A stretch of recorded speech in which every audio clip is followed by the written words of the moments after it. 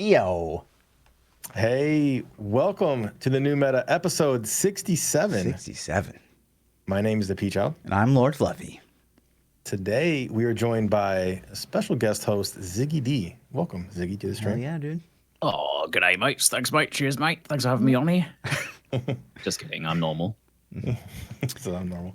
If you guys don't know ZiggyD, you've been living on a rock, one of the big content creators for Path of Exile, which, if you guys don't know, Path of Exile is getting a big content update this Friday. Blight. And we're gonna get into that a little bit. But why don't you tell us a little bit about yourself, Ziggy? Like what kind of got you into streaming on the Twitch? Yeah, so I originally started with StarCraft, actually. I long before I was even YouTubing. I wonder why got your super into StarCraft. Twitter was like Ziggy's Yeah. StarCraft. I was like, what is I that? noticed that as soon as I saw it. Change it. Yeah, I started in the era of everyone having StarCraft after their name. It was like Force StarCraft Strategy and Husky StarCraft and everything. And I wanted to be like, I wanted to be like the cool guys. So I was ZiggyD StarCraft. So my Twitter is still ZiggyD StarCraft, and I think my YouTube URL is technically that as well. But Awesome. it doesn't really matter these days. Everyone just Googles anyway. Sure. So Yeah. Right. kind of annoys me though. But yeah, I started with StarCraft. I was in uni studying like marketing management, but I was kind of like hating what I was doing. So StarCraft was like a solid escape for me, and I got super ridiculously into it.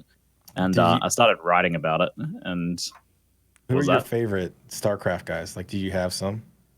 I liked Day9's dailies a lot, obviously. Yeah. Obviously, big inspiration in the early days. His idea of like having it be a bit of a show, I thought was really, really cool and really well done. Yeah. He was kind of ahead of his time there. And still, I don't see a lot of people kind of capturing that, what he did. People like the excitement people have for when he went live was Day9 huge. was awesome. Yeah. So, and Itme JP actually as well, who has been a pretty big inspiration for me too, because of him doing like a lot of podcasts and a lot of community collaborative content, kind of inspired a lot of that. So I've done a few podcasts over the years, kind of directly inspired by State of the Game that he did back in the day. Yep. And also the late great Total Biscuit, of course. His sense of ethics and direction and clarity and the way he handled his reviews and everything like that has been a big inspiration for me as well. So those definitely inspired me, but it was actually my partner Amy who suggested that I start making YouTube content. And that was around the time that Diablo was coming out. So ended up making a few Diablo videos, just pretty small time. I remember, was it Crip, I think, watched one of my videos on stream. It was super cringy because my videos were really cringy then. Super amateur, early YouTube stuff. Super awkward. Yeah, but, I went back and watched your first video. I do this for a lot of guys. If they're YouTubers, I'll go back and I watch the very first thing they threw up there. And I saw it was some StarCraft stuff. But then I saw your Diablo. It kind of gives me the progression of like your channel, like what you went through and stuff. So It was really cool.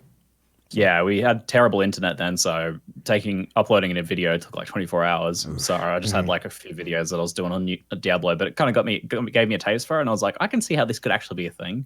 Yeah. It's like, if you can do this and make good content, and I see like, people really liked this video and they watched it this much, and I earned $2. What about if I did that 1,000 times? And I'm like, okay, then I could actually, not do this other stuff that I really don't want to do in life, Right? and maybe just do this.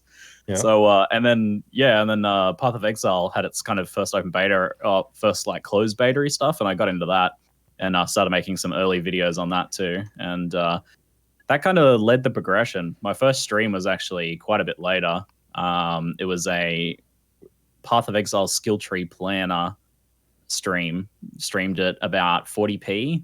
3 FPS because I had terrible internet, but it gave me a taste for it, and I was it was actually a big success, relatively speaking, and people were hyped. And the thing I loved about YouTube the most was like the interaction with comments. Like I'd get on and answer comments as soon as they appeared. I'd like be refreshing the comments page, and then I'm like, wait, live is just like you can interact with them live at the time. It's like way faster. So we moved across the country like 10 hours away to find good enough internet so I could start streaming, and progressed from there. Did a lot of Path of Exile, streamed and then streamed a lot of action RPGs, and that's kind of my main jam is streaming action RPGs. I like the loot driven stuff. It's my perfect genre. Yep. Right on. Has everything I want in the game. For sure. That's interesting. House location, internet choice or options are so important at home location. And I think, especially as content creators, I know when I picked my house out years ago, it had the fastest internet in my surrounding like hour radius. I'm like, yep, I'm living there. So it's just insane how that influences it. For sure. So you mentioned starting out on Diablo. Can you take us back to those days? Like what kind of led you away from Diablo and towards PoE? I played a lot of Diablo vanilla launch, and that was all off stream and everything, obviously. And I think it was a little while after that. So by the point I'd already played a ton of Diablo, I think Path of Exile's beta was coming up, and that ended up kind of grabbing me. So I ended up playing a lot more of that as a result. So I just kind of naturally played less Diablo as a result of that. Sure. And then when Reaper of Souls came out, I came back and played a lot of that as well, because it was like a big revival for the game in a way. You know, it was a pretty different game at that point. So I ended up playing a ton of that. Ultimately, what led me away from Diablo was just that I played a ton of it, and I was kind of done, you know? Right, yeah. Because, you know, it kind of... I think a thing for me that I love about action RPGs and the thing I love about games in general is like learning new things, figuring new stuff out. So when that kind of slowed down a lot for Diablo for me, whereas like Path of Exile was doing its 3 monthly updates, there was always new stuff to learn. I can't keep up with, you know, learning everything I could learn in Path of Exile. So it keeps feeding me. Keeps feeding me what I need. Scratches that itch. Yeah, man. The theory crafting, like you touched on it a little bit, but like Diablo's definitely like been lacking that for, you know, a couple of years, and PoE, like just every single league, just like all these builds that come out of nowhere, which is fantastic. I mean, even still today, in some ways, you can't beat like the fluidity and gameplay feel and stuff of Diablo, and it still captures a bit of that kind of like, I don't know, a special charm. Maybe for some people, it didn't capture it as well as like Diablo 2 did, but I think it still had its own kind of special charm. But yeah, ultimately, that's it. It's just like I crave the new. I crave to learn new things. Sure. So that's kind of what I chase, and that leads me to all different action RPGs, and I've played so many of them now as a result, and discovered that I love the genre more so than any specific game. Just so happens Path of Exile's the one that kind of nails it the most consistently. So a lot of people call like PoE the like spiritual successor to Diablo 2. Would you agree with that statement?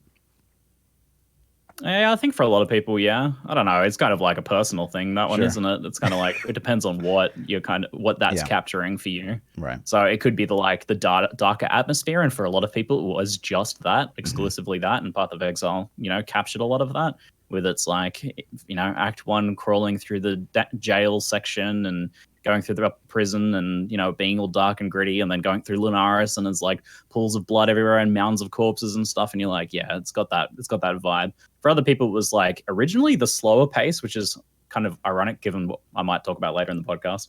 But the slower pace kind of maybe captured it for a lot of people. The idea of kind of like slowly picking away through things. It's certainly very different nowadays.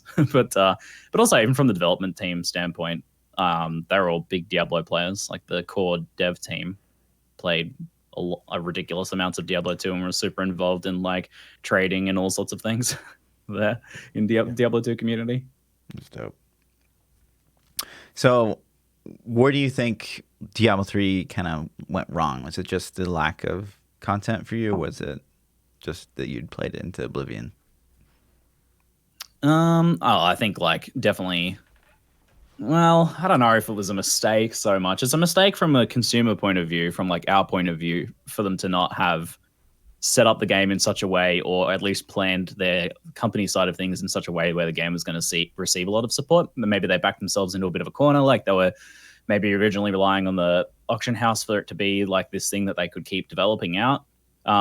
Maybe it just didn't fit like the evolving Blizzard kind of mindset to have it be something that they kept, you know, doing major updates and doing like a seasonal based system. They have seasons now, but you know what I mean, with like major gameplay changes in them and expansions and things like that, even to the point where they kind of, I guess, seemingly scrapped an expansion and then kind of piecemealed it out instead. So, I mean, that's the mistake from the consumer perspective.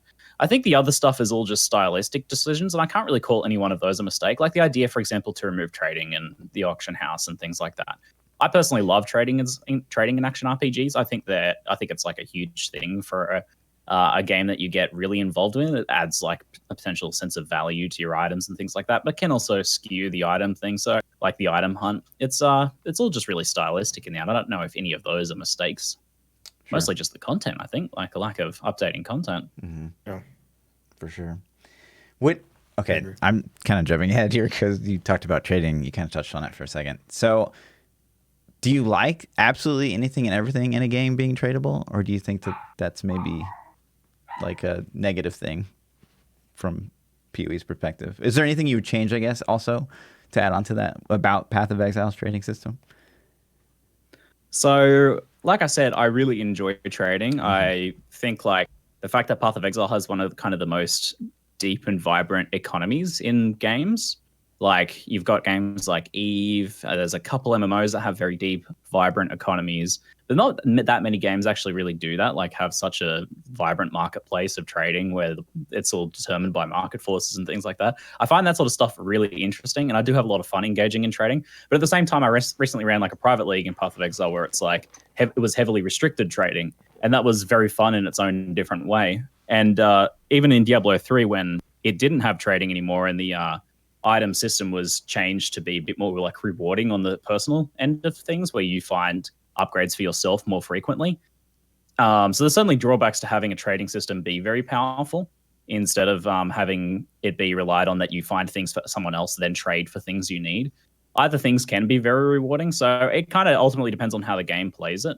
But I do really like trading. I don't necessarily think every action RPG needs to have a trading focus, but I certainly like some of them to have a big trading focus. Do you think that there should be anything like locked behind progression, or should just like the best items possibly obtainable still be tradable? Is that something you like? It maybe depends on the game, but I kind of personally hate the idea of like soul-bound items and account-bound items and things like that. It's very MMO-y and in a way that I don't like.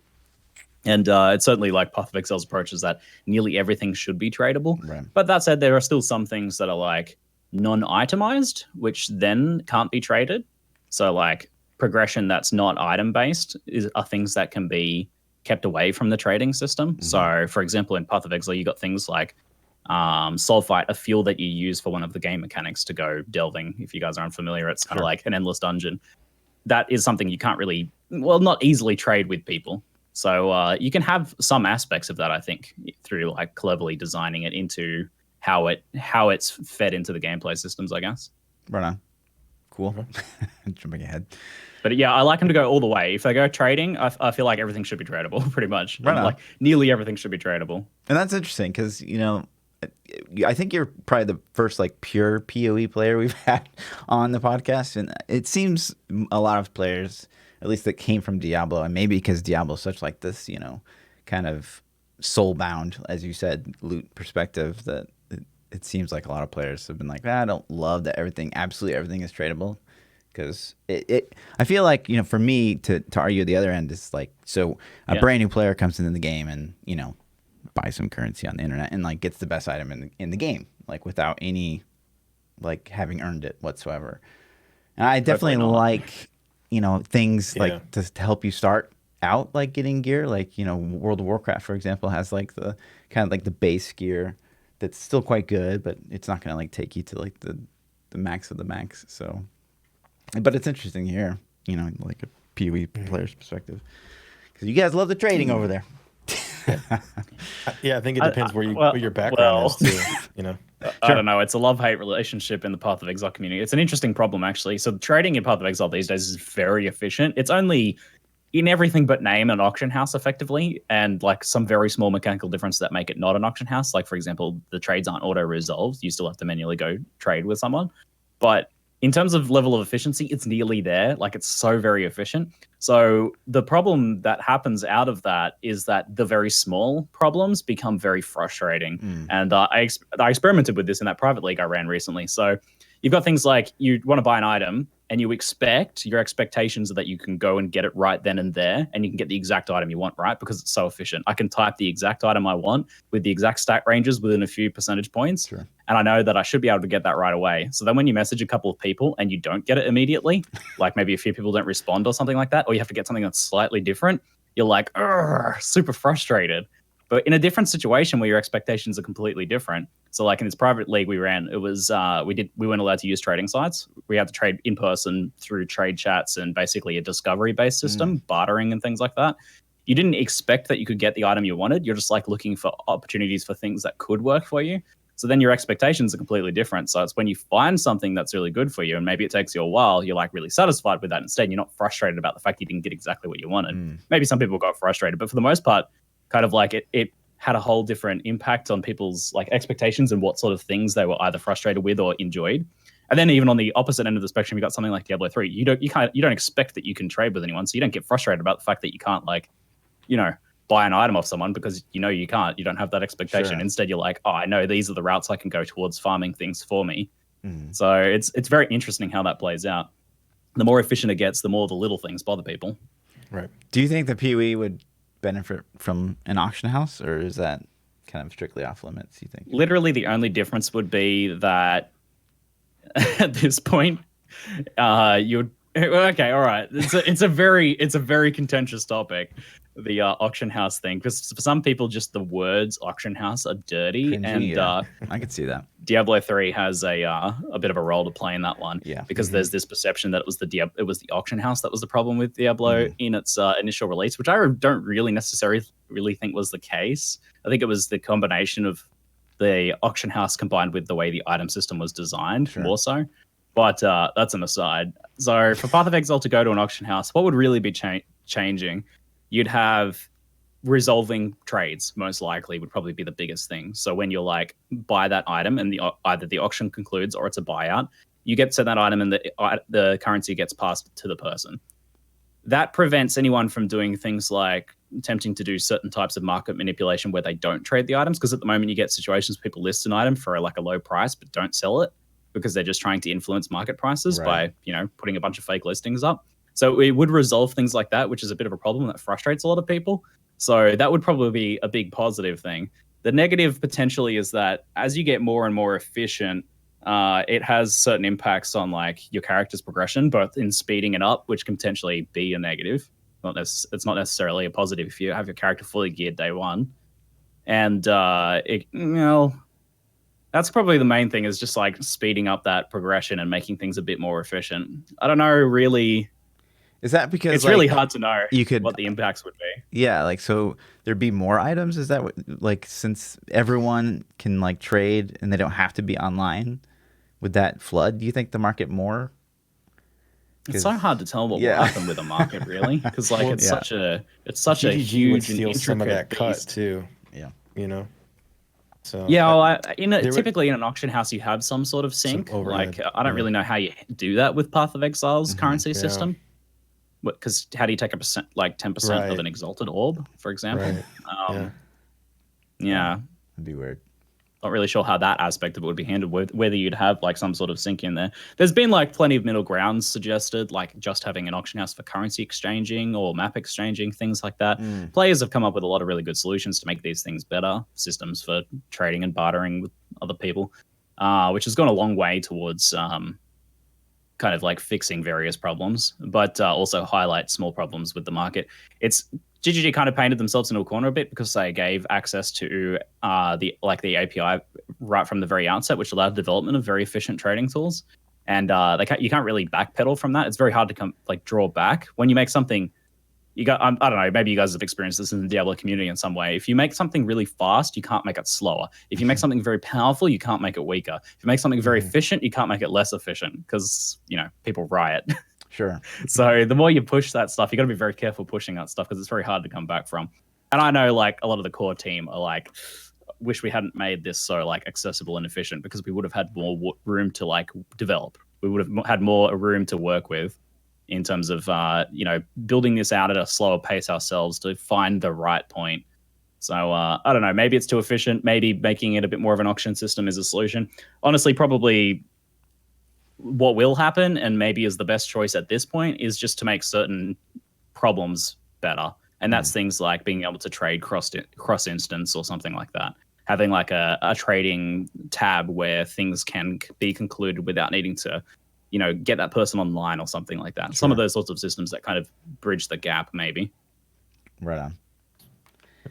So, have you followed what's been going on with D3 at all, with the kind of the smaller content updates and the seasonal themes? Yeah, I haven't played Diablo 3 in ages at this point. I reckon I'll probably go back at some point, but it'll be for like nostalgia. But I like to keep tabs on just what's going on, just out of interest, because I have interest in the entire genre. I love to see what's just happening with it as a whole.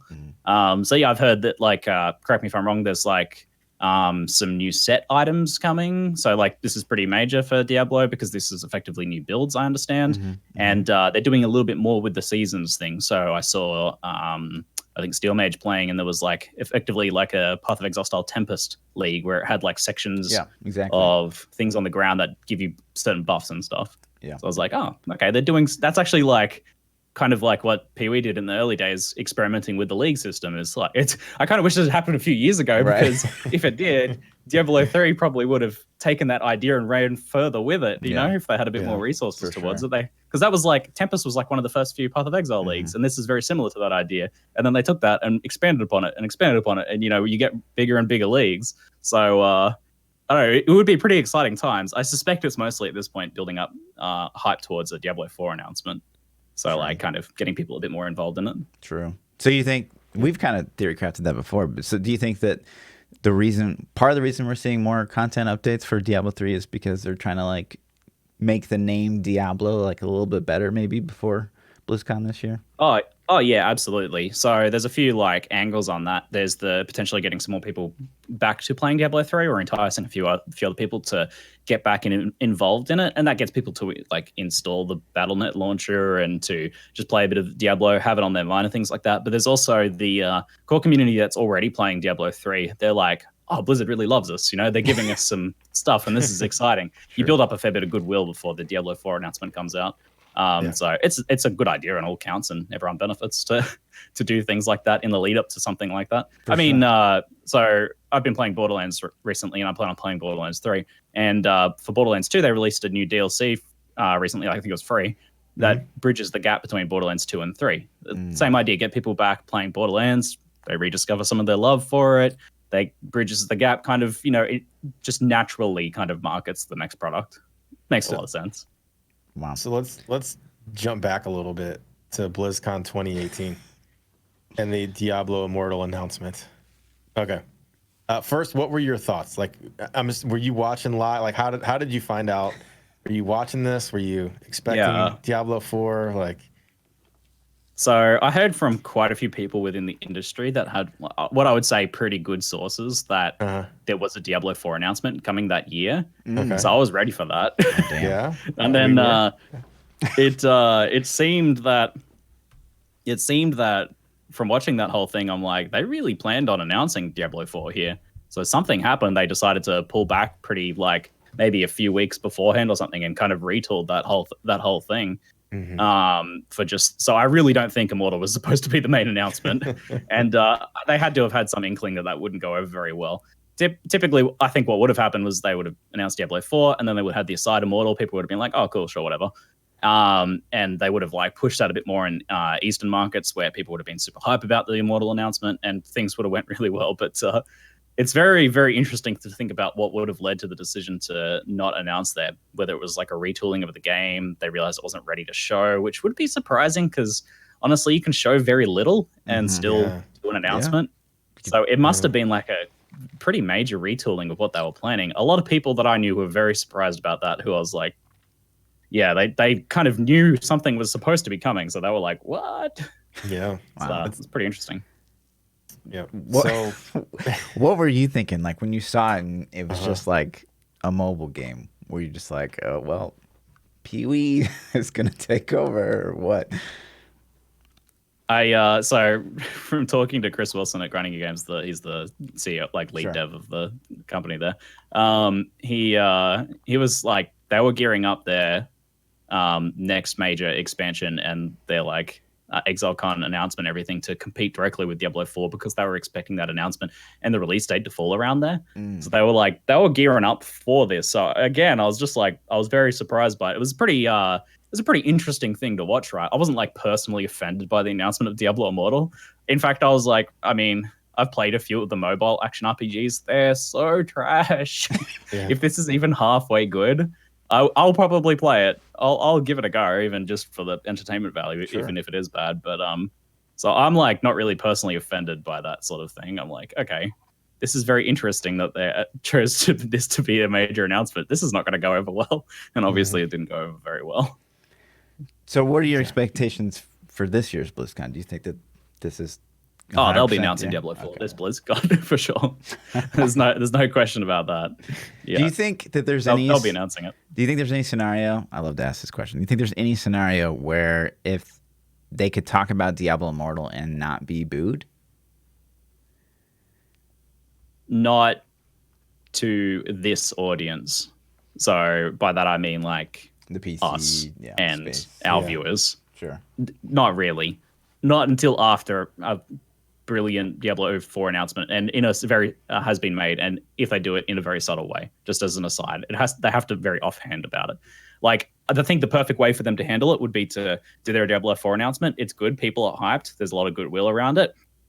And then not really like push it, but just show some gameplay that looks good. And then people will be like, it'll change, like the community narrative will change. There's been enough time now, I think, where if you don't push it and just show some gameplay that looks good, people will be like, it actually looks pretty fun. I'll probably play that when I'm like on the train and stuff like that.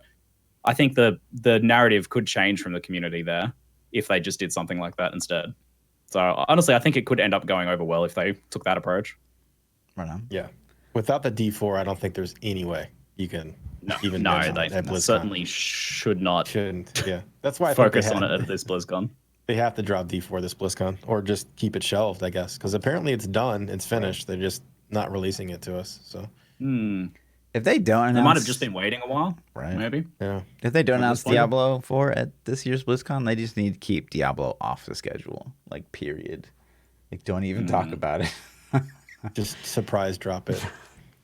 I'll have like just a side panel that's specifically labeled as talking about the other new content that's happening for Diablo 3. Something. Yeah. So on the on the same kind of expectation, going into ExileCon, which you're attending, right? I assume. Yep, absolutely. What are your expectations going into ExileCon? For the major expansion, because for the mega expansion, honestly, man, I do not really even know, because this has been from like talking to Chris. He said this is like his like job is to be nervous about things, to be nervous about things like Lost Ark and even other games that I'm like, oh, I don't think you really have to worry about that. Chris like specifically mentioned other games that I'm like, oh, I don't think you'll have to worry about that game. He's like, has a certain apprehension about it. Like, we need to be aware of this stuff. So, and obviously Diablo 4 is a huge one there. They need the game to be ready for that. So here's some things I wouldn't be surprised if they happened.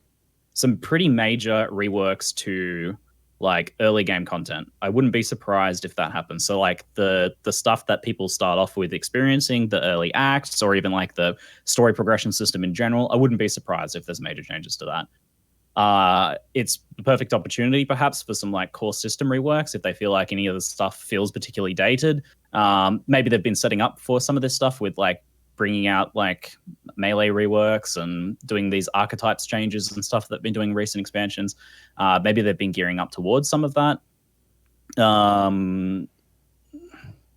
I guess like I would expect maybe some sort of new major feature, but honestly, what that could be, I don't even know. Right. Whenever people ask me, what do you think the next season should be? What should the next expansion be? I'm like, God, I'm glad I don't have that job of coming up with this stuff, because I honestly don't know, man. I don't know how they keep coming up with new ideas.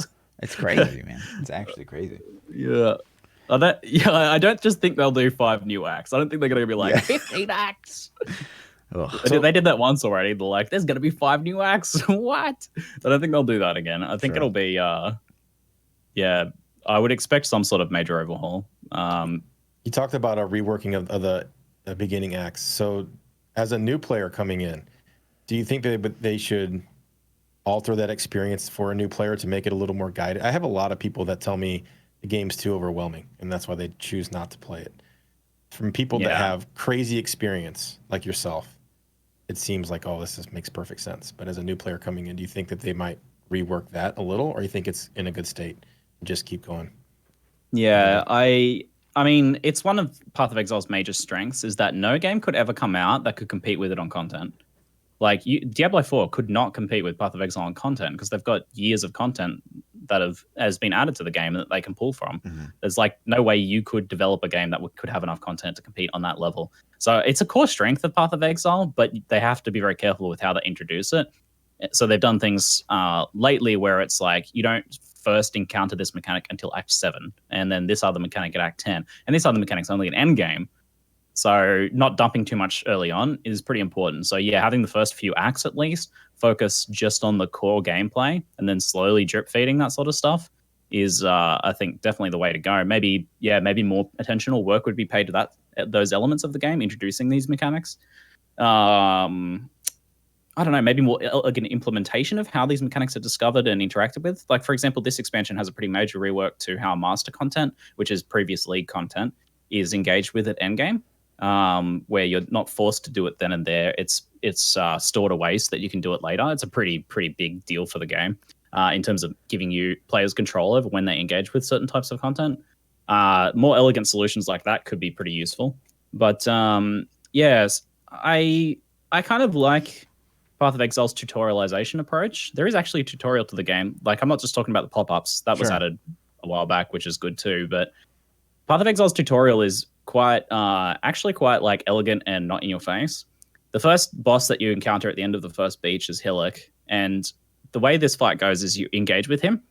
He starts whacking away at you. Your health gets low. You kind of naturally drawn to using a health flask. It actually gives you a little reminder of doing that. You pop it and you notice that you heal over time, right?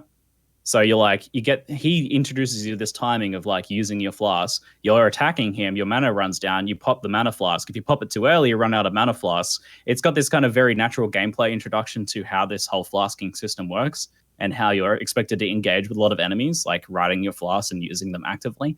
It's like that sort of stuff is, I think, pretty brilliant. So expanding upon that sort of thing, maybe having a few more gameplay scenarios that are kind of like that, subtle introductions to the game's mechanics would be good. Maybe like the first couple zones could do things like that. I don't know. One of the things that's been really know how far they should go with it. Hinted at, I wouldn't say hinted at, that's not the right wording. Just like one of the things I feel like people really want the most from Path of Exile is some sort of graphical update. Do you think that's in the realm of possibility? I think that's highly likely, I'd say. Yeah, more graphical overhauls. I mean, they've done incremental art updates every expansion, which all added up have made major changes to the game. It's gotten a lot better looking over time.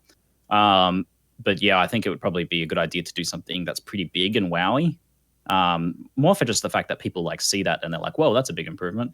Because the incremental stuff you don't really notice that much.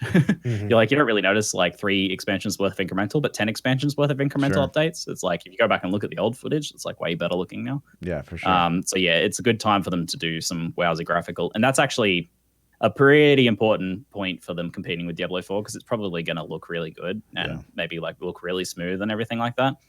A thing that is going to be maybe difficult for them, they've done a little bit of work on it, is that a lot of these new action RPGs that are coming up, so there's like Lost Ark, probably Diablo 4, and even the new Wolcen trailer, which was a big surprise, has a lot of like physical aspects to the to like a lot of physics interaction. Is that, you guys hear that? Yeah. I think it's the crackling. Yeah, you're crackling. Yeah. Oh no, sorry, that's on my end. Yeah, the power, like the wiring in this house is terrible. It like sometimes creates audio feedback. I gotta get some isolation for that. Sorry about that. You seem clean now. Yeah. Okay. Sorry about that. Yeah. So there's a lot of physics in these things. If you like look at Lost Ark, when you hit the enemies, they kind of like get pushed around and things like that. That's going to be a difficult thing for Path of Exile to compete with because those look very impressive. The original trailers of Lost Ark that showed that sort of stuff got people super hyped, and the new Wolcen trailer, people are like jaw dropped over it because it's got that stuff, and I reckon Diablo 4 will have that too, and that's very like difficult to add. They've done a bit where they've had some like cloth physics and stuff that happen in combat, but yeah, that's a difficult one. I don't know how they're going to compete on that front. So maybe this is the expansion that does it. They like, we've added combat physics to the game. I don't even know how that would work, but because there would be major gameplay changes, because these are gameplay things as well. Like pushing monsters around with like physical attacks is, a gameplay effect as well, not just a visual one. I thought we've go ahead. Yeah, they've talked a little bit about in the news a lot about like studios and their employees having to work too hard and too many hours and this and that.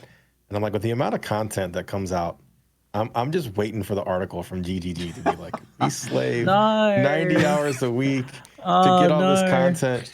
So like that always interests me. So I sure hope not. And I've been there a few times. I've been to the offices a few times. Obviously, I can't really know for sure that people there aren't overworking, and that they don't have some like unhealthy aspects of like workplace culture. I think there's that happens in a lot of places and can be sometimes difficult to weed out. I really hope that's not the case. I didn't get the impression at all that was the case. When I went there, everyone seemed sliding you notes or begging for food or anything like that. No, he's leaving. They're like, hell. No, it seemed good, and they seem pretty flexible as well.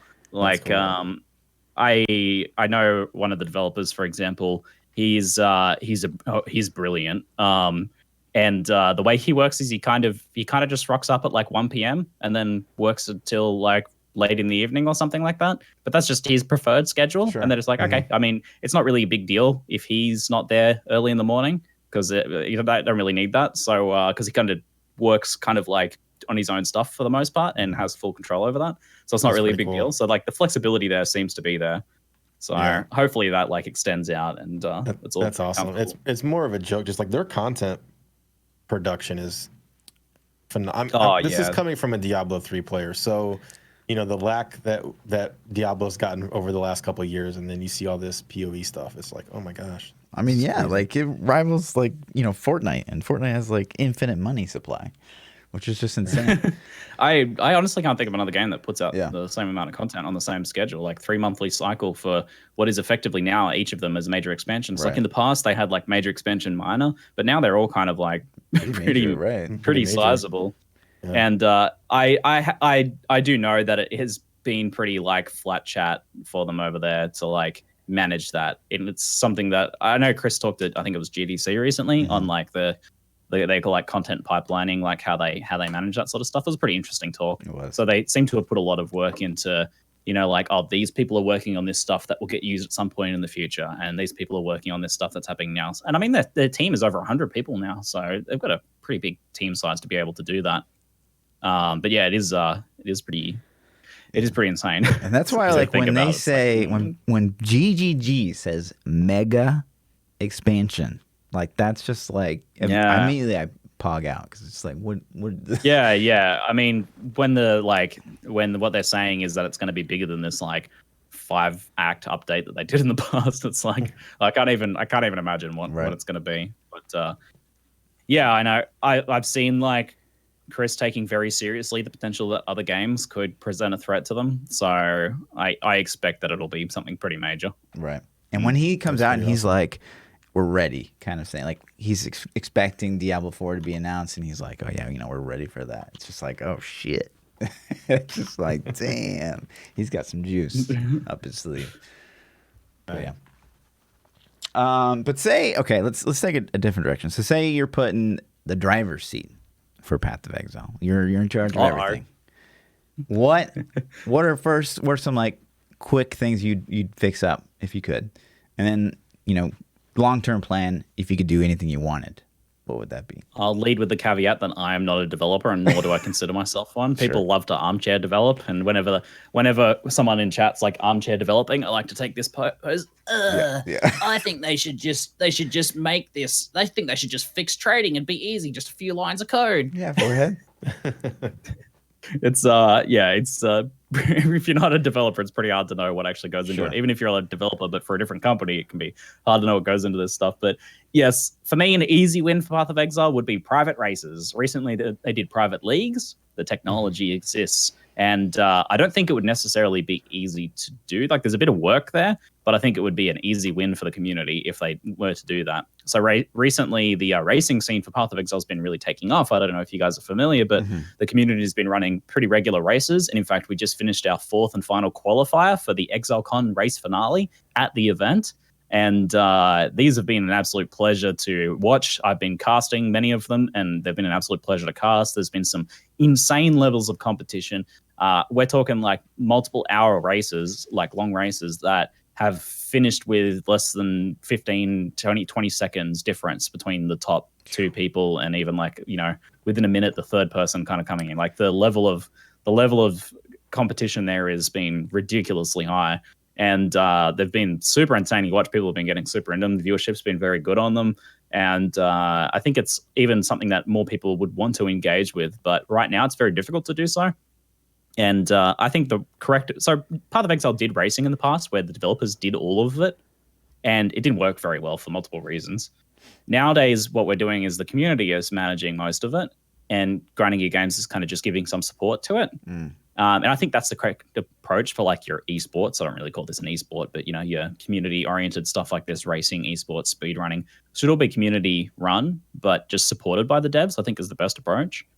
So the idea of private races is to make it so that anyone can create a race event using this in-game private league system, which is where you can make yourself a little custom event you can invite your friends to, and it can have various modifiers and things like that. A private race system would be using that same tech to be able to say, I want to run a 1 hour race and have this many people that can, you know, join it, and then like give an invite link and people can like use that to join it, and people can crowdfund it. So like if it costs some points, so did you raise cash off this system as well? That's great. People can crowdfund some points. That system already exists for it. But it's also a way for them to bring back some of their old race events that they used to do. They had things like Descent Champions, which was like a roguelike dungeon, completely different and separate to the regular game. There was Descent, Endless Ledge, Headhunter races, and even the Battle Royale mode they did for April Fools but never did again. Over a year ago, they did a Battle Royale mode, and it was actually so fun. I hate Battle Royale games personally. I just do not enjoy them. But this was like a unique blend of like gear-driven action RPG, isometric Battle Royale, and it was super cool.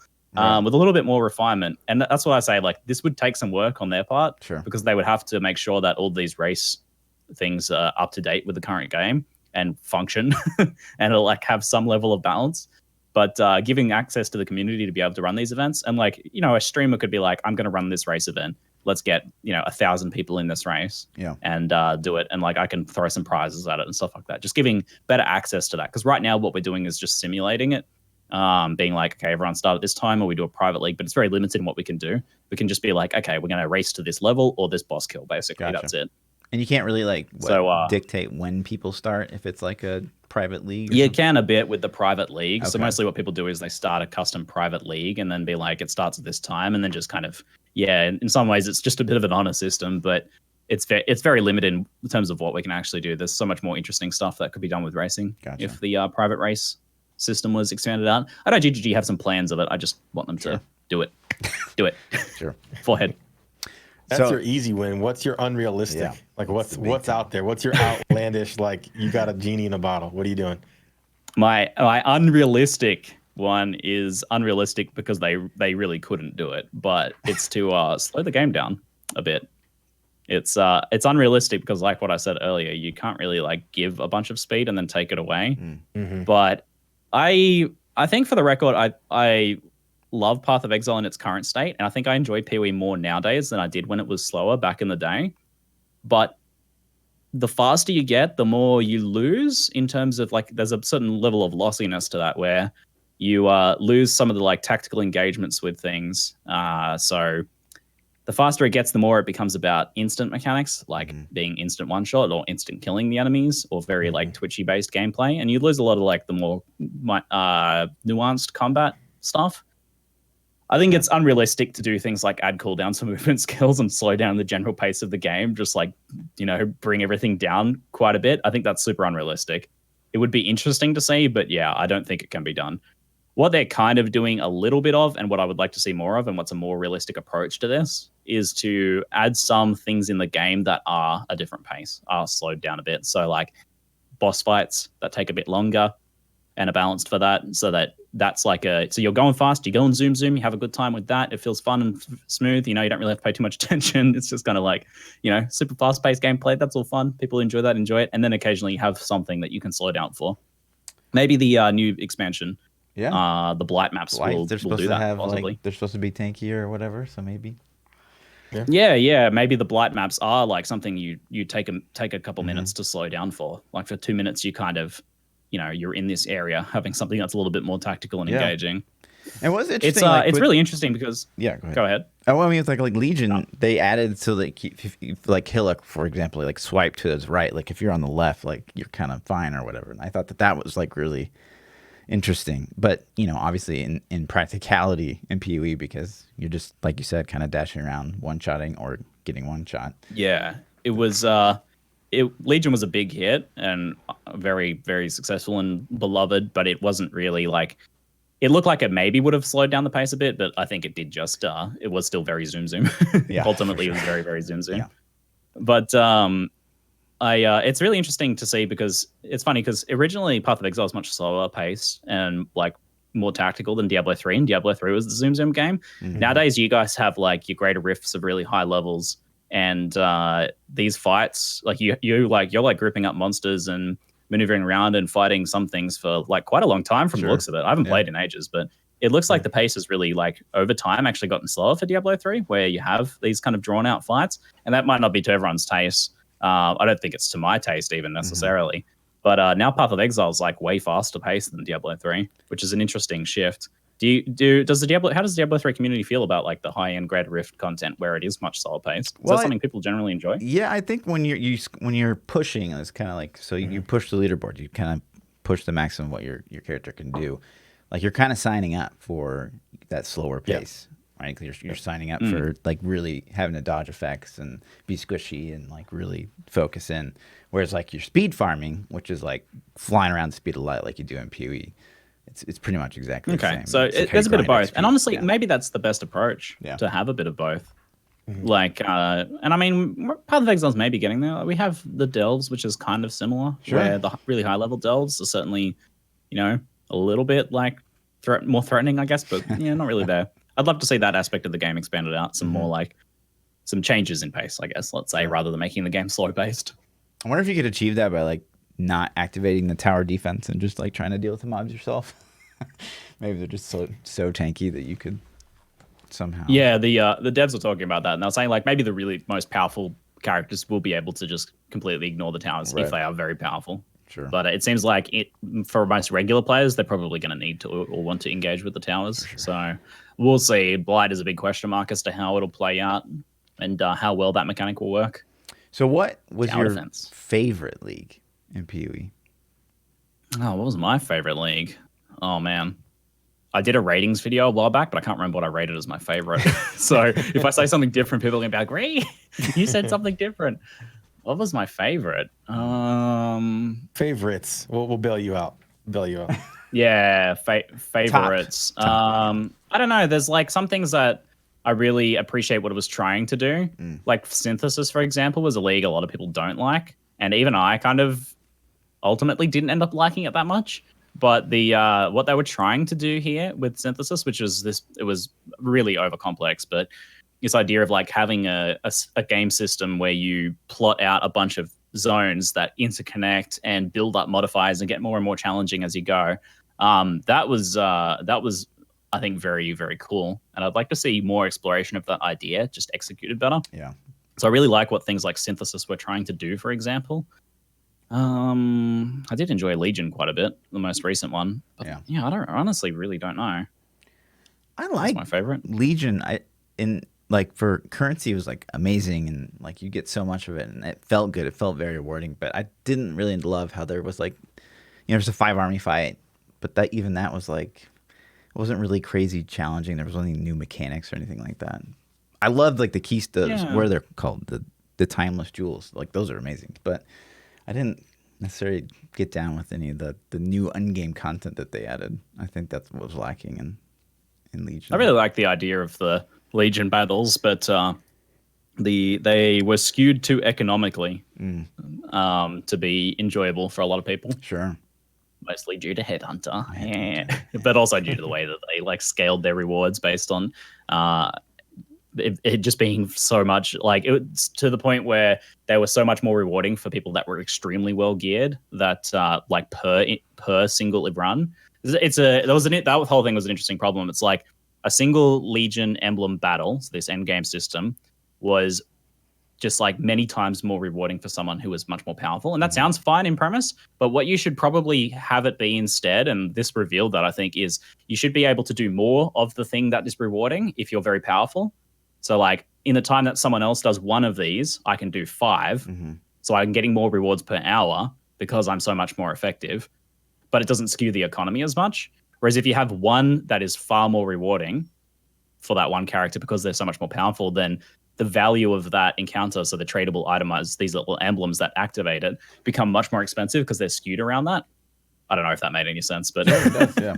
Yeah, it's a bit of a like a complex problem. But yeah, the way it was skewed is interesting.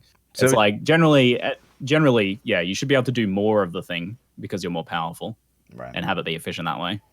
So you've got your finger on the key to delete Headhunter or not. Are you hitting it? I don't know. I'm torn on this because on some levels I'm just like, yeah, let people have their fun, you know. Some people really love having that as a chase goal that they can achieve, and then they break the game. And action RPGs are all about having something to chase after and then eventually breaking the game. That's honestly fine. How much did you pay for yours, Fluff? Shut the fuck up.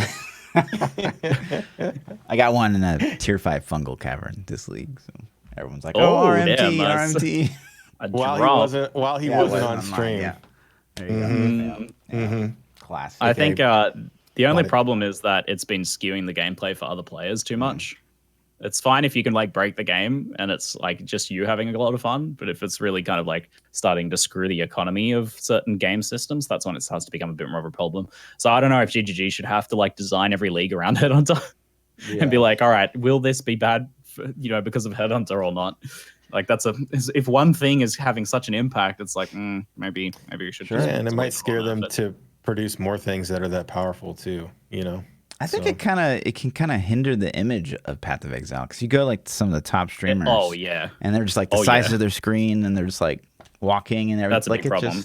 It's like if you're someone that doesn't even know what Path of Exile is, and you see that, and you're like, what the hell is this? No, yeah, I like if you like tune into like Cute Dog or Steelhead or someone like that who was pushing 100 on multiple characters in the 5-way emblem battles, and they're literally just like their character is half cut off by the top of the screen, and they're like spinning just around with screen size cyclone. You can't see anything that's going on. It's just a light show of effects, and they're just spinning endlessly in circles, and you're like, this is completely degenerate. Right. Exactly. Why do people play this game? Yeah. It's like when I look at like some like top tier gameplay on like a Korean fighting MMO or something like that, and it's just like light effects and massive text going off everyone. I'm like, I have no idea what's going on. I don't think I'm going to play this game. Right. Yeah, it actually, I think it could be damaging for the game on that level. Yeah, for sure. I'm with you. Speaking of damaging of the game, let's switch gears a little bit. All right, so this is something that's kind of taken over the Diablo 3, and I kind of want insight from some a PoE expert as to too. But bots are such a hot topic now. They've been around in Diablo 3's history as long as I can remember. Sure. But it just seems like as of the last year or two, they're just completely ignored. It feels like. The leaderboards in Diablo are kind of one of the in-game systems that they put in. The higher greater rift you push, the further up the leaderboard you are. And then so people, covet those high spots, the top 10 are that number 1 spot. But if you look at them, it's pretty easy to see that a lot of people are botting the leaderboard and just botting in general. So what's your take on PoE?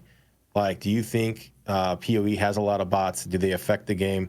Depending on who you talk to, I get drastically different opinions. They're like, no, it doesn't matter. It doesn't affect anything. Sure. And other people are like, oh, no, it completely skews the economy. So I want to ask some questions about the Diablo 3 side of things first. Sure. Out of curiosity. This is a learning opportunity for me too. Is what happening is that people who are botting are able to top the ladder of the most like difficult, highest pushed content? Yeah, because of the way that Paragon works. Like, so if you have infinite amounts of time to grind XP, it gives you like basically infinite damage. You're getting a big advantage out of that. I see. And you get better items, drops, and you get the currency used to challenge the rifts. You have infinite keys to keep opening them to fish for better rifts. So it's just like everything is just in your favor. So right. Okay, so it's not the case that the bots are like doing the hardest content for players. They're okay. So it's effectively a similar problem then between Path of Exile and Diablo 3. I was wondering if this was a different problem, but it seems like a similar problem. The idea that the bots are producing wealth or XP or something like that for you that can be done in easy content, because most bots are pretty dumb and kind of just do simple stuff. And that's only the case in PoE. So there's a couple different bot types that are present in Path of Exile. And yes, it's a problem. Like, obviously, it's a problem. Any online game, especially games that have an economy, will have a lot of bots in them. It's something ZiggyD does a fairly good job of managing. And I've had some insights into like the inner workings of how that's done. Typically, they don't talk about it much, because if they talk about it, then the bot creators can counteract those things that they do. So it's one of those things where the company keeps quiet about it, so people think the company's doing nothing about it. But I have seen that they do a pretty good job of managing it. But there is still bots, and players will see them. You'll see them in town, like running back and forth between stashes and waypoints and stuff like that. It's usually the worst bots that you see as well. So there's a couple different bots in PoE. There's the ones that farm low-level content and like just grind out currency.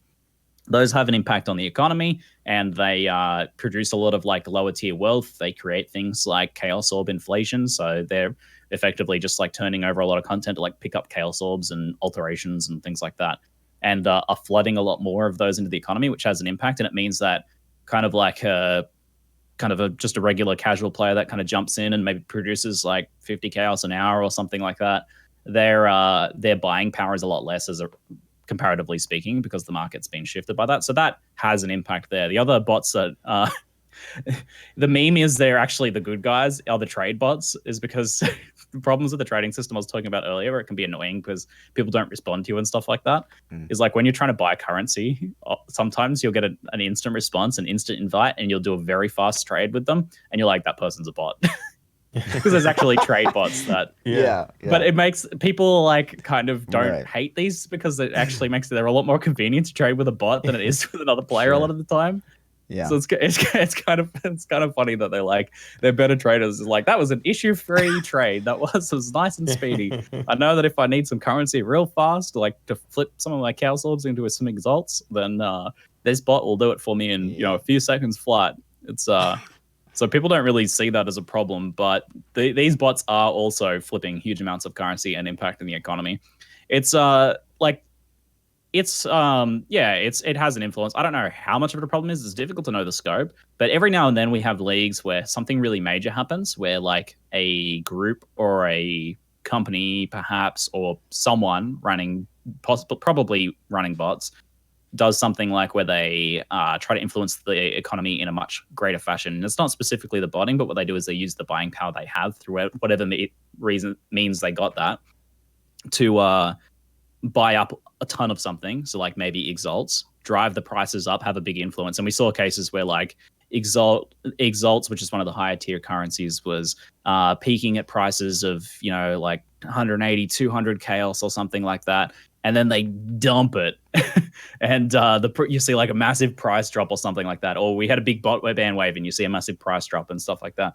So there has been a few times where the economy has been shifted in very noticeable ways as a result of that. I guess if the question is how much of a problem is it, I don't think it doesn't seem like it's as big of a problem in Path of Exile as it is in Diablo 3, because for you guys it's very noticeable, because you're literally looking at the ladders and being like, I can't compete with these people because they're botting. That's very like upsetting and drives people away from even trying. So that seems like it's a bigger problem in Diablo 3 right now than it is in PoE, because the botting stuff people don't really notice that much. Maybe some people are like, oh, it's too hard to buy the items I want. But for the most part, I don't really think that has been the case for a lot of people. So it has an influence, but how much of a problem it is, I don't know. Maybe it's been managed better, or maybe it's just the natural, like the virtue of the really open economy of PoE, that it doesn't have as big of an impact on like the regular player base. Well, I think that PoE is smart in one regard, is that like one of their biggest forms of competition is races, which like botting wouldn't really do much for you there. But like, so like the Delve board or like the DPS board on like PoE Ninja or something like that, then it probably, but I don't know how much of an impact it has, because I haven't that's a good point, because like if you compare like people doing like a 100 race or pushing Delve or something like that, those people could have bots which feed them currency, which make them able to perform better. But generally what you see is people winning that are like dominating the game in a very legit way. It's like a group of like 6 people or something like that have some people that are like tasked with trading, some people that are tasked with pushing, some people are tasked with support, and you like watch. Often it's like a group of 6 streamers or something. You can watch everything they do, and it's like online all the time because they're playing 24/7. Sure. And you see these people actually just being ridiculously efficient, being very effective at the game, and having very good understanding of the economy. So these people make a lot of money legitimately by like being the first to end game, getting big items, selling them for crazy amounts of money, buying up all the maps, influencing the economy through the economic power that they've done that, and they win through those methods. How legitimate you think some of those things are is like, you know, about for personal taste, but sure. They're not like they're not winning because they're playing bots, and bots would be like a drop in the bucket for the level of like power that they are putting out through like legitimate methods. Yeah. So it's it's interesting because like the problem there is not the same problem where you guys are having, where the ladder's being dominated by people running bots. Right. And it's also like it's really the only thing you do in Diablo is like you eventually get to the point where you're competing on the leaderboard and then effectively taking the only aspect of the game that like really keeps you playing away. It's just, true. It's rough. Yeah, there's a lot of different reasons to play PoE ultimately, and like I guess just the width of the content there 100% maybe makes it a bit less of a problem too, because a lot of people, most people, 99.99% of people don't compete on like leaderboards and races and stuff like that. Most people just like, I want to play some different builds, or I want to reach this specific goal of killing this boss, or I just want to play. It's wild to even think about those players that like they don't even like really do combat. They just like sit in town and do trade and like make stuff. Some people love trading and running crafting services and stuff like that. They probably play crazy. A bit, but some people do like doing a lot of trading. Yeah, that's nuts. And that's not even, you couldn't even do that in Diablo. Like that's not even a possibility. But anyway, so what's like? I we were hoping for the patch notes kind of today before the start of the podcast for PoE, but we didn't. Yeah, they might be in a couple of hours or something. But I'll probably stream that later. What are kind of like the big things in Blight that you think are the community you might latch onto the most, or what are you most looking forward to with Blight? Yeah, I'm very curious to see how the tower defense thing goes. So the new league, Blight. I did make a trailer of it if you wanted to show it. Yeah, but the new league Blight is a tower defense league where you encounter these blights that have to be purged, and you have to defend a thing that's purging the blight. And the blight mind controls monsters along lanes that attack the thing. It's tower defense. I can't believe it. Tower defense action RPG. It's actually not the first time it's been done. The Van Helsing games and Death Trap actually did tower defense and action RPGs first. So not a completely original idea, but it still blew my mind when I first saw it. It's really difficult to tell if this is going to be loved or hated. It could be very, very divisive. The idea of like hanging out in an area and doing a tower defense and clicking towers and upgrading them stuff, for a lot of people, they're like, what? No. It's been very 50-50 on like Reddit and everything like that. Sure. For other people, it could be something that they really love. Like people who kind of maybe played a bit of a slower pace anyway might really love it. Other people who play fast normally might enjoy slowing down. My suspicion is that the blight encounters in the regular game content aren't going to be very interesting. And probably just going to be pretty quick affairs. We just bash some monsters, maybe throw down a tower or two. Probably, nothing major. What I'm really excited for is the endgame blight map system. Yeah. So the maps in Path of Exile, like endgame zones that you run, you can craft them up, make them more difficult and things like that. There's going to be a completely separate system of blighted maps where instead of it being a regular map full of monsters and a boss, there's going to be just a blight tower defense encounter. So it's going to be like booting up a Warcraft 3 custom game. It'll be a lot shorter than that because they'll run to like 2 to 4 minute mark or something like that. I think they'll take. And you basically just have one mega blight tower defense encounter where the things like pushing down through the lanes, you're building up tons of different towers. That will be the opportunity, I think, to really realize that. And the map being entirely focused on this tower defense scenario, I think is very interesting. So I'm very excited to see what that does. It being a completely different endgame map system is very, very interesting to me. The idea that these maps will drop, like you'll get blighted maps from other blighted maps, increase through the tiers, get higher and higher level versions of them, potentially have the really high level ones be very valuable, maybe hopefully very rewarding, hopefully very challenging and like a completely different pace of gameplay. That's very exciting. So I hope the blighted maps are excellent. Yeah. Yeah, I really don't know if they're going to be, but they could be. I see the potential. And the people that love them, it'll probably stick around forever so they can get to play them. Yeah. True. Yeah, I mean, it's definitely something that could be worked into the core game. Sometimes you see leagues and you're like, I don't know if this will work in. I could see at least the blighted map system working into the core game, especially things that you can just kind of like not do if you don't want to. Right. That sort of stuff works well as additions to the game. For sure. And the anointments, those look amazing, I think. The notable Yeah. So one of the rewards is going to be these oils where you can add enchantments to like rings, amulets, and a couple uniques that add passives from the passive tree to your gear. So that's kind of wild. It's certainly a bit of extra power. I love that they are going to show you what you're going to get before you do it too. Like that's one thing that Synthesis like 100% should have done. It's showing you. Yeah. The idea that you don't have to commit your resources before you know what's going to happen. Right. So it'll make it much more approachable for the general player base than Synthesis was, where it was needing to go to a data mine website to trawl through the lists looking for options and having to do math to figure out what exactly you needed to make it work. This will be much more simple than that. And then the master mission. So like before it was going to be you get like 2 a day per. Was it 2 per master? I don't remember. Yeah, they changed it. So there was a bit of an outcry at the fact that people would be getting less of the master content with a result of the new system, even if the new system was going to be way more powerful. I was kind of surprised. But GG is like, all right, we hear you. You get 5. You get 1 each. So good on them. There was a pretty fast turnaround. That was like within 24 hours. They're like, all right, we'll change that. Before even people had a chance to play with it. That's like, all right, fair enough. Good. That's pretty common for GGG to do things like that, to just like listen and act. It's great.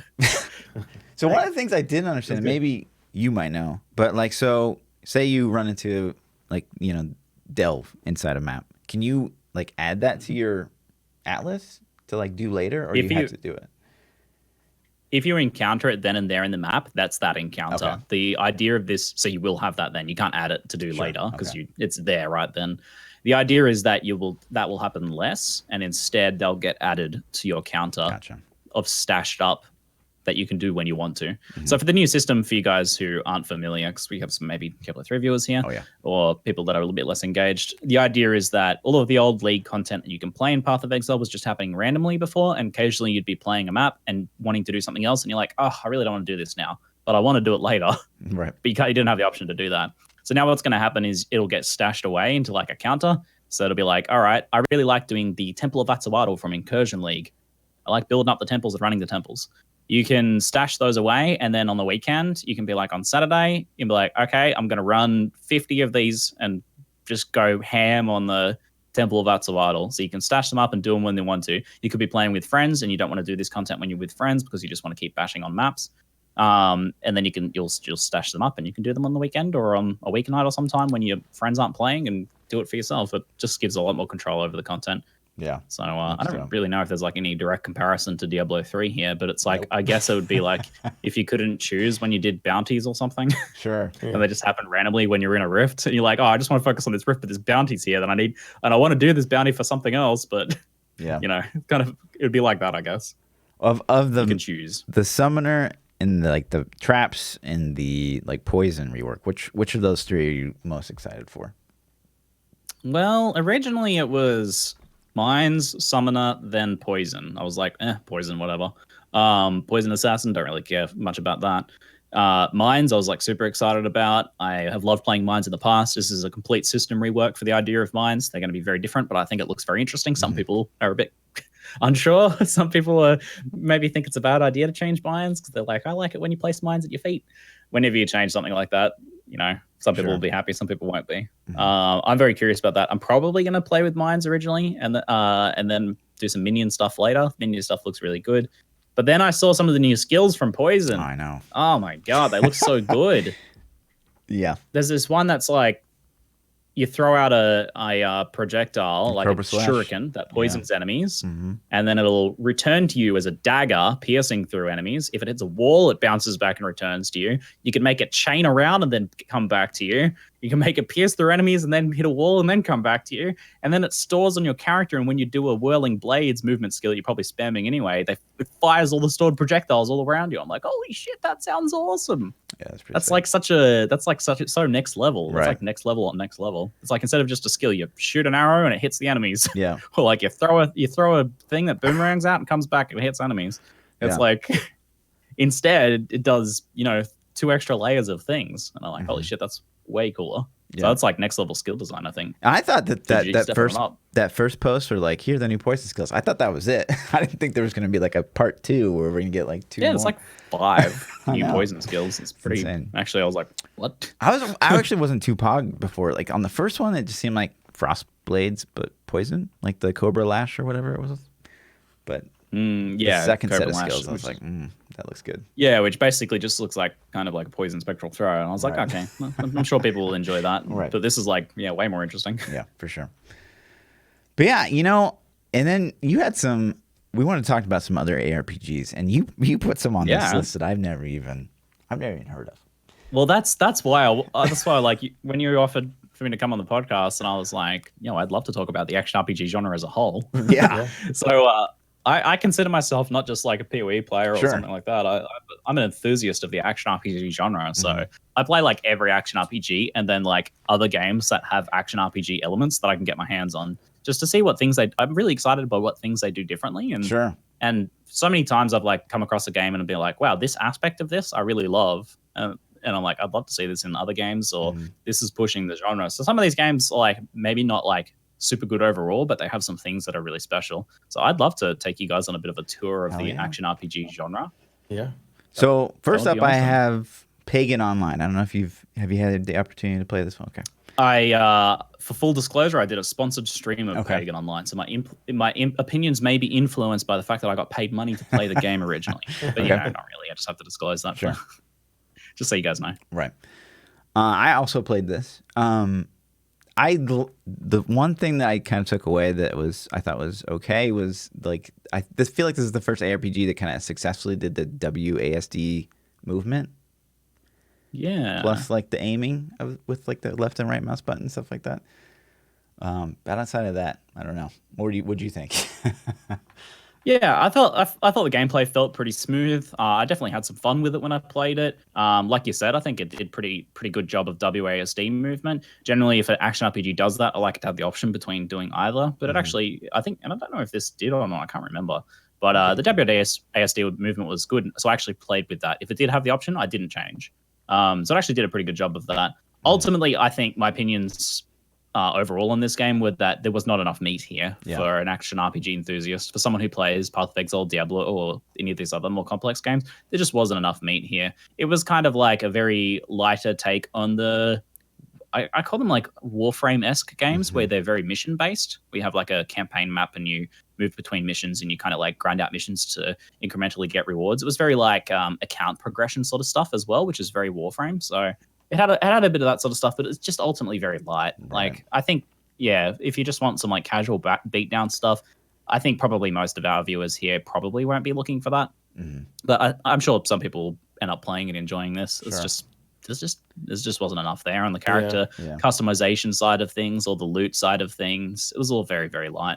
This kind of suffered from what I felt Diablo Immortal is going to ultimately suffer from, is where you have static maps, but they're dynamic in their like events and like how you can traverse the map, but it's always like the same map, which like I just feel like is finite in its discovery.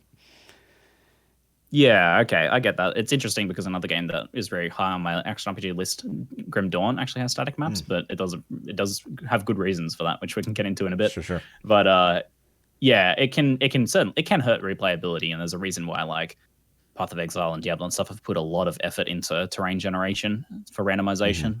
It's pretty big if you're going to play a game a lot. Sure. Yep. And then next on the list, never heard of it. Star Valor. So Star Valor is one of these ones that is not, I would say, a true action RPG, but heavily borrows from the action RPG genre.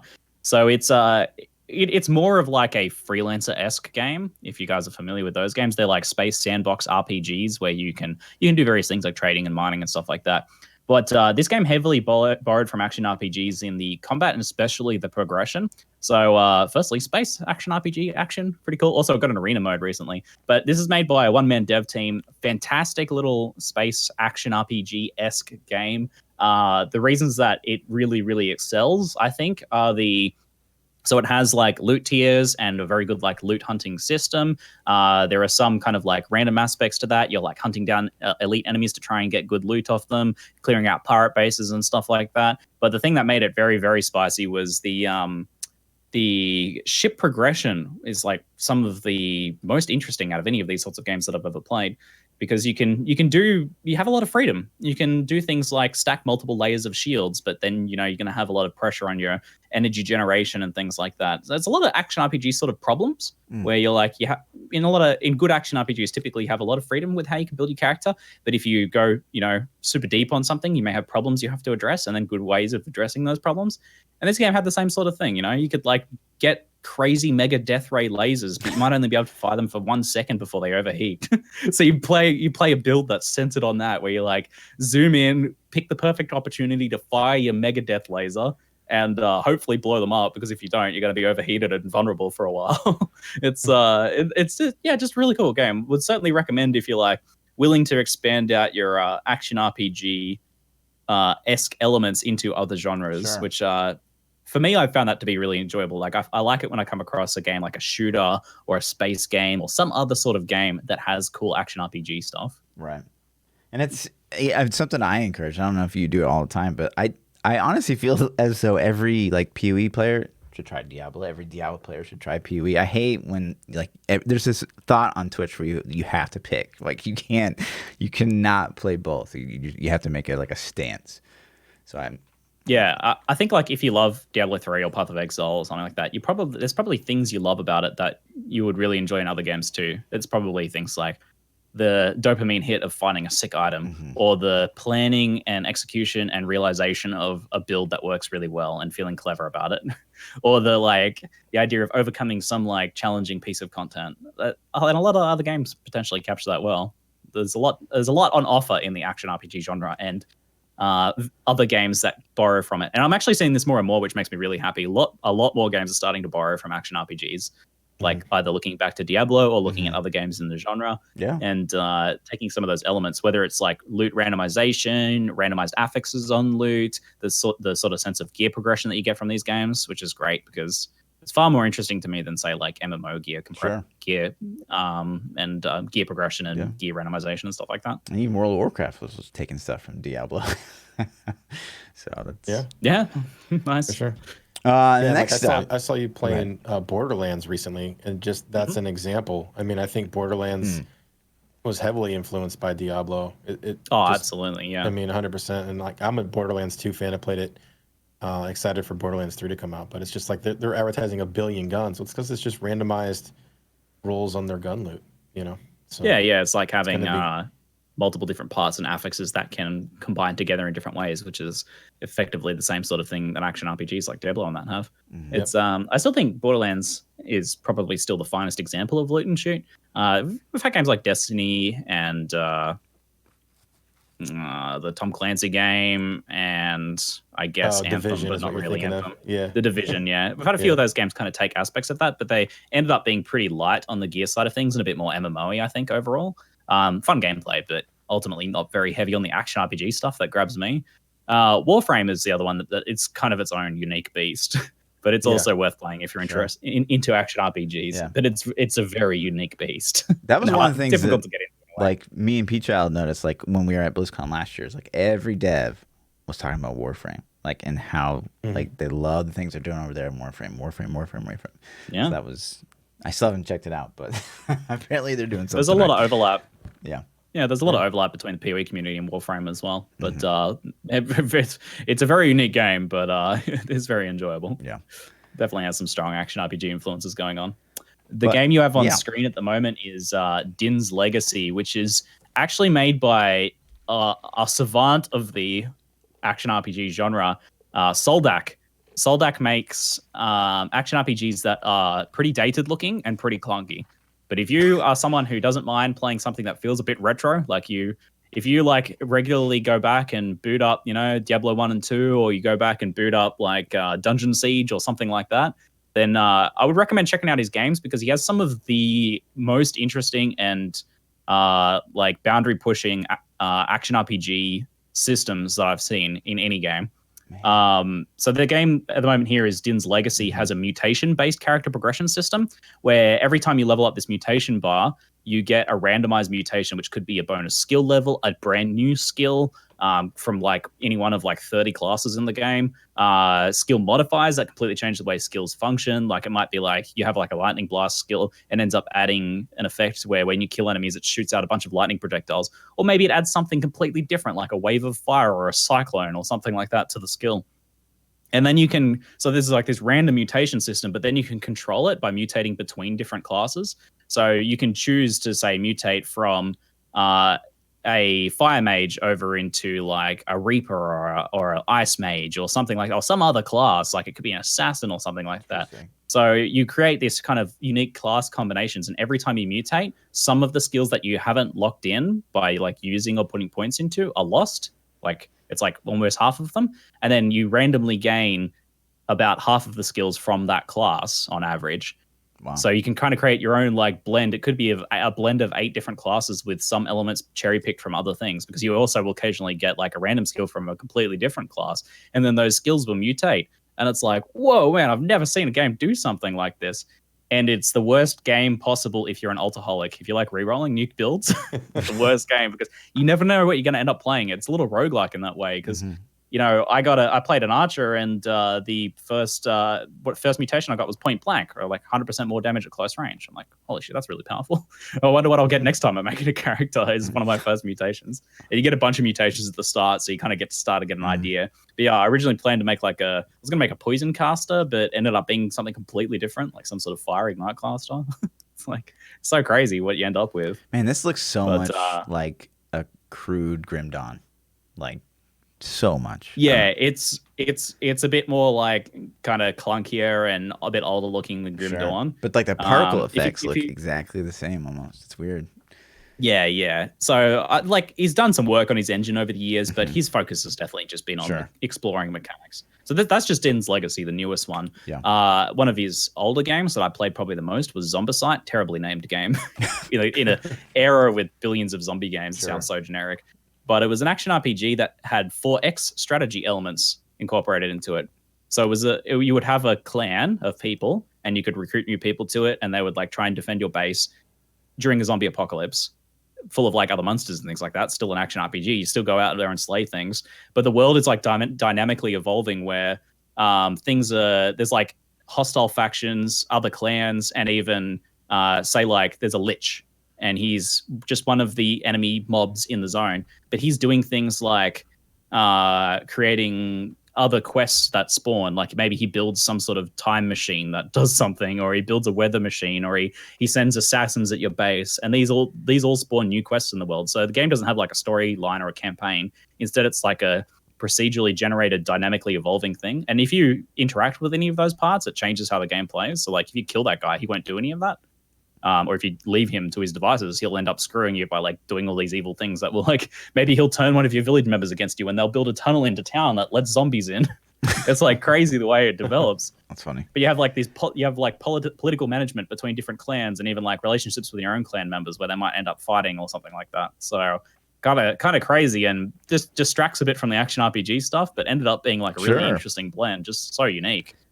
So very unique games. Soldak, Soldak, if you want to check out some Soldak games. He's got a website with all his games. Also, best thing, he has free demos of all of his games. Nice. The only dev that does that in 2019. Right. Super cool, but very, very unique. I think any action RPG developer making a new action RPG, Path of Exile, Blizzard, anyone should really look at Soldak's games and consider stealing some ideas, because he has some excellent ideas. I don't know. Next up, I had Warhammer 40K. Yeah. Have you played 40K Inquisitor? I haven't. I saw it like kind of launch, and then it seemed like okay. Yeah. But I haven't followed up again. Yeah. Yep. So Warhammer 40K Inquisitor launched a year or two ago, I guess. And it was pretty bad at launch. I'm a pretty big Warhammer 40K nerd. I love it. So I had some fun with it, but ultimately it wasn't a very good action RPG. They did a 2.0 overhaul recently, and then released their Prophecy expansion. And it's actually now a very good action RPG in its own right. You should definitely check it out if you're a 40k fan, no question. But if you're just like action RPGs and don't really care about 40k, it's a sci-fi action RPG, which is very rare. And it's actually pretty legitimately good nowadays in its own right. So they sped the game up a ton, which was a big problem with it. They made a lot of the combat more fluid, made everything faster, movement skills a lot better, more access to movement skills, move speed faster, animations faster. You can like chain between animations a lot faster. So sped up and improved a lot of that. That was big problems with the game. And also reworked a lot of the systems. Crafting got a lot better. Loot acquisition. They added like Diablo 2 style rune words, socketables, all this sort of stuff, which makes for a very like enjoyable gear progression experience now. But also like creating builds in this game now is actually pretty damn fun as well. So yeah, I played probably a good like I don't know 50 100 hours recently. Just because I ended up playing just a ton of it. But yeah, I made like there's a new summoner class. It's like an Adeptus Mechanicus that has robots, and you can customize each of the robots with different parts and stuff that you find as gear. And I played a Crusader who was like a run and gun pistol guy that could shoot while running, and that felt very enjoyable as well. But yeah, actually legitimately enjoyable game in its own right. Actually has one of the better endgame systems I've seen in an action RPG in a while. And Bleed Crusades. Yeah, how's that work? It's like a bunch of different missions chained together, and they get increasingly difficult as you go. And you're exploring around looking for keys and intel and things like that during the missions that will either make the rest of the missions more rewarding, or make the end loot room at the very end more rewarding. So you might do like several missions that increase the difficulty, that increases the overall rewards. You might find some secret missions by finding some intel in one of the missions, so you're kind of encouraged to explore around a bit. And that might unlock like some sort of, I don't know, hidden assassination mission, or like a branch that, because it's like a branching structure, this overall campaign map. So it's like a kind of like a end game campaign almost. And then you eventually do one of the several final missions, defeat some like bosses and stuff in that. And then you get a big loot room that has like a ton of chests in it, and you get to open a certain number of chests depending on how many keys you have. Depending on how much intel you found during this campaign, you'll be able to see what's going to be in some of the chests. And overall, just very rewarding and enjoyable to do. So pretty cool endgame system, actually. It's like Path of Exile's Eternal Labyrinth if it was a lot more fun and wasn't full of traps and stuff. Yeah. Nice. But kind of like same idea of like hunting down keys and then having a loot room at the end. It's pretty satisfying. ThaPChild, you haven't played live PoE, but you remember labs, right? Yeah, for sure. He died several times. Okay. Listen, let's not talk about that. Okay. Why do you got to bring that up? But yeah, so Chronicon, am I saying that right? Chronicon, yes. Chronicon. Slightly weird name, but it's because it's got like some time travel-y stuff in it. This is kind of like a bullet hell top-down indie action RPG. It's kind of interesting because it's very Diablo-like, actually. So a lot of Diablo fans, I would recommend check this out because it has a lot of emphasis on set items and those completely changing and making builds a lot more powerful as well. It's like what makes this game really notable is that you can enjoy this game in a very short amount of time, which usually kind of aligns with it being pretty casual. But it still manages to retain a pretty high level of complexity despite that. So you can get to like level 100 in a day or two and farm an end game, get a set of gear and do some like high end game stuff in like another day. You know, like really not much time at all. But in that time, you've had a pretty satisfying, fully featured progression of like action RPG experiences, and there's a solid amount of depth to the character customization. So, and there's like tons of different builds and stuff like that. It's one of the few games where Thorns builds are viable. I don't know if Diablo 3 has a Thorns build these days, but it actually has legitimate Thorns builds in this game, which is kind of cool. But yeah, very sore subjects. Yeah.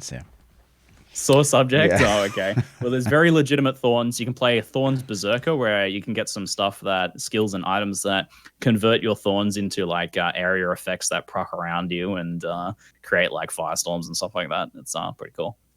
Nice. But yeah, some solid build, like Zelda, it's a really solid game if you just want to play. Yeah, it's got a little bit of a Zelda aesthetic to it. It's it gets a little bit bullet helly at times, but yeah, it's kind of fast and just the fact that you can like play for a couple days, you got like a couple days spare. You can like have a character that has like you finish in a few days on a character, but you didn't like. I don't feel like you sacrificed a lot there. Normally, a game that you'd be done with a few days, you'd say, "Oh, that was really shallow." But this is like it feels kind of just the same as like coming up with a build in Diablo 3 and getting it to the end, or even in Path of Exile, still kind of a similar level of satisfaction, which was surprising. It's the only game I've seen that's done that, that's so short, yet still has a fair bit of depth to it. Right on. And then some of the ones that chat might know of. Last Epoch. Yeah, Last Epoch. You guys followed Last Epoch? I played the alpha. Yeah. I played the most recent beta. Yeah, so Last Epoch is ambitious. They're trying to make like a Path of Exile like game that will be online and have seasons and all that sort of stuff, which I think is a risky or it's a high risk but high reward move. Sure. But I originally so kind of like this would be, I don't know. We'll talk about Wilson maybe a little bit later. Sure.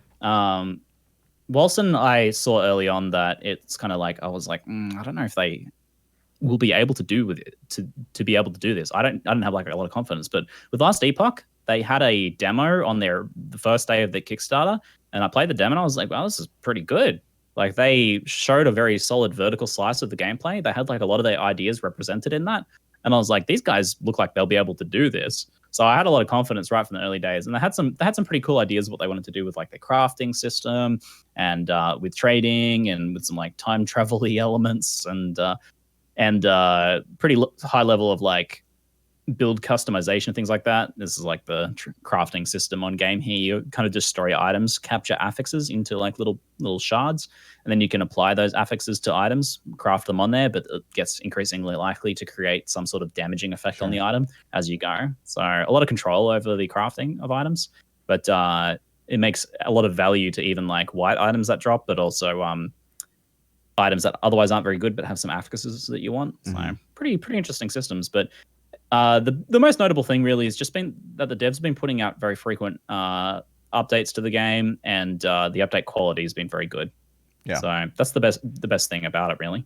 Yeah, and I would share that opinion. So I think of the upcoming ARPGs that have like decent graphics, that this showed the most promise.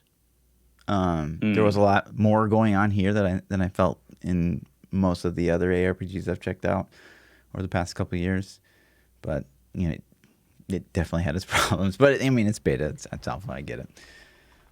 Yeah, it's still a bit clunky, I think, and the animations and stuff look pretty jank still. So they got a fair bit of work to do there, but I don't really mind when like a game in pretty early in development, because it only just went into beta, really. Right.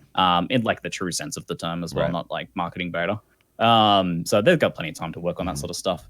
I'm pretty interested in this game on the trading level too, because they're planning on doing a like a market bazaar, which I'm really excited about. I don't know. I played Ragnarok Online back in the day, where you'd like go around and like visit different people's stores, and just kind of, it was like a real sense of discovery, finding items. Interesting. So I'm curious to see how their trading works, because they have the opportunity to learn from Path of Exile's progression over the years. They can be like, okay, we can start the trading off as being a lot more restricted and then expand it out over time. So I'm curious to see how the trading will work out in this game, and whether it'll long-term end up just being like Path of Exile, or whether it long-term will end up being a lot more restricted than Path of Exile, and what impacts it'll have on the game. Sure. But yeah, curious to see how the trading goes in this game. Did you try this one out, ThaPChild? I didn't. I did research it a lot, and you know, I tried talking to him, but I did never get it. So yeah, all I think of still with this game is Steve at BlizzCon Sneaky last Steve. Sneaky yeah. Steve. They gave me access to it, but I just never found time to play it. So are you familiar with Sneaky Steve, Ziggy? Sneaky Steve doesn't ring any bells. Sneaky Steve. So their art designer for Last Epoch, he was at BlizzCon last year, and he went up and asked the question. He's like, "How do you guys expect to stay competitive with games like Last Epoch and Wilson on the horizon?" Wearing a Last Epoch t-shirt. Wearing a Last Epoch shirt. And I was like, oh, wait, this guy works for Last Epoch. So yeah. Oh, that's great. Yeah. But yeah. Speaking of the other one that we kind of touched on very briefly, Wilson. Yeah, Wilson. So, I've actually seen this new trailer, but no, this new trailer is actually kind of jaw-dropping. I haven't seen it this is a bit, I don't know, because Wilson looked really pretty when they first revealed their game, but it was kind of just like like I don't know, what are they, CryEngine or whatever, and it was just kind of like graphical effects and stuff and lighting that kind of really wowed people. I kind of saw through that and I was like, oh, I don't know. There was no real experience on the team that I could tell, and the first demos that they put out and stuff were all kind of real jank. And I never really saw any solid progression from the game for the longest time. So I'd lost pretty much faith in this. Like, I want every action RPG to be great. I love the genre. I want as many good games to be out there as possible. So for the longest time, I tried it a few times over the course of its development, and people were saying it was gotten better. Every time I looked at it, it was like, this is still really bad. I don't know that these guys can pull off a good game out of this. And then they revealed this trailer at Gamescom. I'm like, this is not the same game. What the hell is this? It looks like Lost Ark or something, right? It's got that same sort of physicality to the combat. Skill effects look amazing. Like, it looks sick, right? Look at this. What is this trailer? This trailer looks awesome, no doubt. It looks great. The hell is this? So, Fluff, you played this, right? Oh, yeah. So I played both versions of this. So I'm with a reverse opinion. So I when I originally played this game, and like you gotta like play up to like level 20, and you gotta do like, you know, the Skeleton King basically, and do that fight at the end in that alpha phase.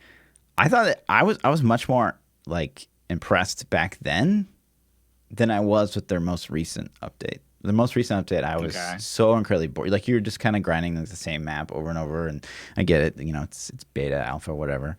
But I was so bored so instantly with the latest. I don't know why. It just didn't feel, and I felt like graphically it actually had gotten stepped down from what it was in the alpha, but maybe because I had played Lost Ark in between the alpha and the beta. So maybe that had something to do with it, but I was actually less impressed by the later version. Well, yeah, I don't know. Like, I haven't played the most recent builds that were publicly available for Wilson, but did they look anything like this trailer? Because this looks like a different game to me. They did, and so like this is kind of showcasing all the skills you have available. You know, like you'd have like 6, and like this, I feel like every clip's like, well, this is all 6, and it's like, wow, that's so much, but like that's all, like that was it, you know, and there just wasn't any like this guy's just kind of standing there. The skill looks cool, all the skills look cool, but like you ultimately end up just kind of like standing there and like beaming, and you do that 1,000 times, and you're like, okay, all right, so you think maybe they're just like really good at making trailers or something, but. It's an early possibility. I mean, that can certainly be a thing. And the early trailers did really well for them as a result of that. So they do seem to be good at making trailers. But I don't know. This does look like a big improvement for what I remember. So I'll check it out at some point. I really hope it ends up being great. Sure. I agree. Graphically, this is super impressive comparatively to what I had remembered seeing. So so I mean, if they're turning it around, then I'm thrilled. I'll definitely go check it out and see if they are. Yeah, and I mean, I say these things like I want these games to succeed because I want other ARPGs to be good. I just, you know, I played them and I'm like, well, I'm going to be honest, you know, like it wasn't the greatest thing I ever did. But yeah, and then one we don't have gameplay for, but it lurks below, and we had David Brevik actually on himself, and I still haven't gotten it. Oh, so yeah, you guys have probably like talked about it and seen it quite a bit then. Yeah, but I just wanted to make sure it got mentioned. Yeah, I actually played this one. The granddaddy of Diablo himself, man. Like, how could it not be great? What do you think about this one, Z? It was fun. Yeah, go ahead. Sorry, go ahead. It's different. It's, you know, it's definitely got some customization features and similarities to ARPGs. But obviously, it's a side scroller. But yeah, it was fun, man. I had a good time. You know, I streamed it for a couple hours, and I had a good time figuring it out and learning the systems, and could definitely see how somebody that's into that character customization aspect could get hooked on this game for sure. So, what are your thoughts, Ziggy? It's another example of like another kind of like almost stretching the definitions of the genre a bit, because I don't know. I think maybe like the problem this game has is that the first hour, it feels almost exactly like Terraria. You're kind of like mining, building houses, planting farms and stuff like that. But then after that, it becomes it feels a lot like more like an action RPG. A lot of that stuff kind of takes a back seat, and it's pretty much all flat chat action RPG action from then on. You're like, usually you can create some pretty busted builds in this game. You create some build and you're just blowing up like tons of mobs. You're like teleporting through the terrain and stuff. You stop mining because you're just literally teleporting through the terrain and like just creating huge explosions and auras and coming up with some sort of like real busted stuff to like cheese the game as much as possible. And I had a lot of fun with that as a result. So it degenerates very quickly into glorious action RPG action. But yeah, it's definitely worth a try if you want to see something that's a little bit different. And yeah, gotta love David Brevik. Sure, man. He made the exact game that he wanted to play. Yeah, and he regularly like streams himself playing it as well. Bloody legend. Love him. He's come a long way. Like when I played it, he's done a lot of builds since then, a lot of updates and a lot of things to it. He's constantly updating it. So, and then I mean, the one I'm most pog for, I think, of everything on this list. Yeah, me too, man. Was Lost Ark. Have you had the opportunity to play this at all, Z? Yeah, I did play the Korean one till my account got banned. So like they did a ban wave of Western accounts. Yeah, it's the close. So I have a suspicion that there's a space in the market for an incredible MMO action RPG, and there's been a ton of games that have called themselves MMO action RPGs, but they've just been MMOs with isometric like combat. But the gearing, they've missed what's made action RPGs good, right? Like the gearing, for example, is often the biggest downfall. It's literally just MMO gear, which I loathe, because it's like it's all the same.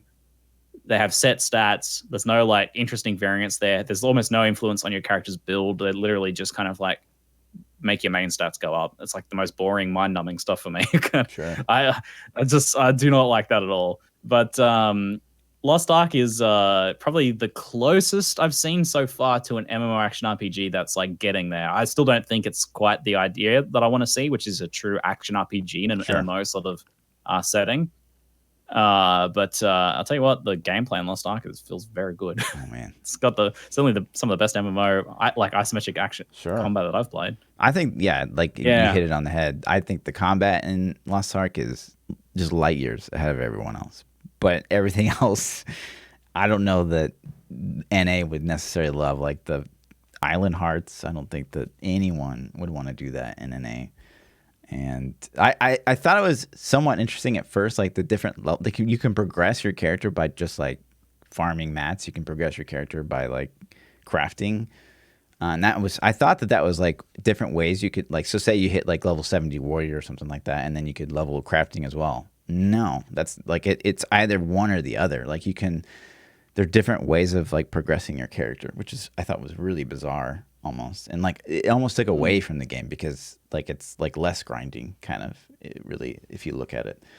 So, but combat, oh my gosh, this game is one of them. And the smoothness of it, like we were playing on Korean servers and like fighting hundreds of mobs with zero like the castle siege, you come down and like there's 50,000 like minions waiting for you. You're like, oh, this just must be a cutscene, and then you go kill them like it was crazy.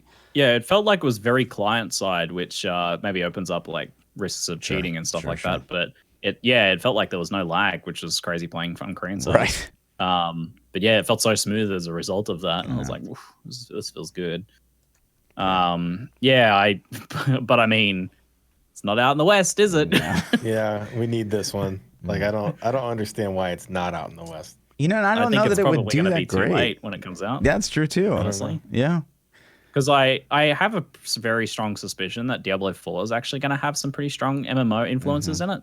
I don't think it's going to be an MMO. I don't really think Blizzard would want to cannibalize WoW all that much. Sure, but I think it'll at least maybe like have a bit more of like maybe a Warframey vibe in the community sense of that. Like we have some areas where they feel a bit more open, like an MMO and stuff like that. They I don't know, very kind of. I mean, they started a little bit with Diablo 3, but not really. But yeah, I wouldn't be surprised if it's a bit more MMO-y. And if that ends up being good and then Lost Ark comes out later, it's like, probably will be too late, honestly, for sure. Lost Ark. And then kind of last super impressive years ago when we first saw it. True. But it's been a while now, hasn't it? Yeah. The last one I want to touch on, because I feel like this is by far and away the third best on the market, like without question, to me, which is Grim Dawn. Grim Dawn is, I think, they're really the only fully fledged ARPG with, this decade's worth of graphics, that's really, I feel like, a solid game all around. And I'm always recommending this one for people that maybe are a little burnt out on Diablo and PoE. But I'm curious what your thoughts are on this, Ziggy.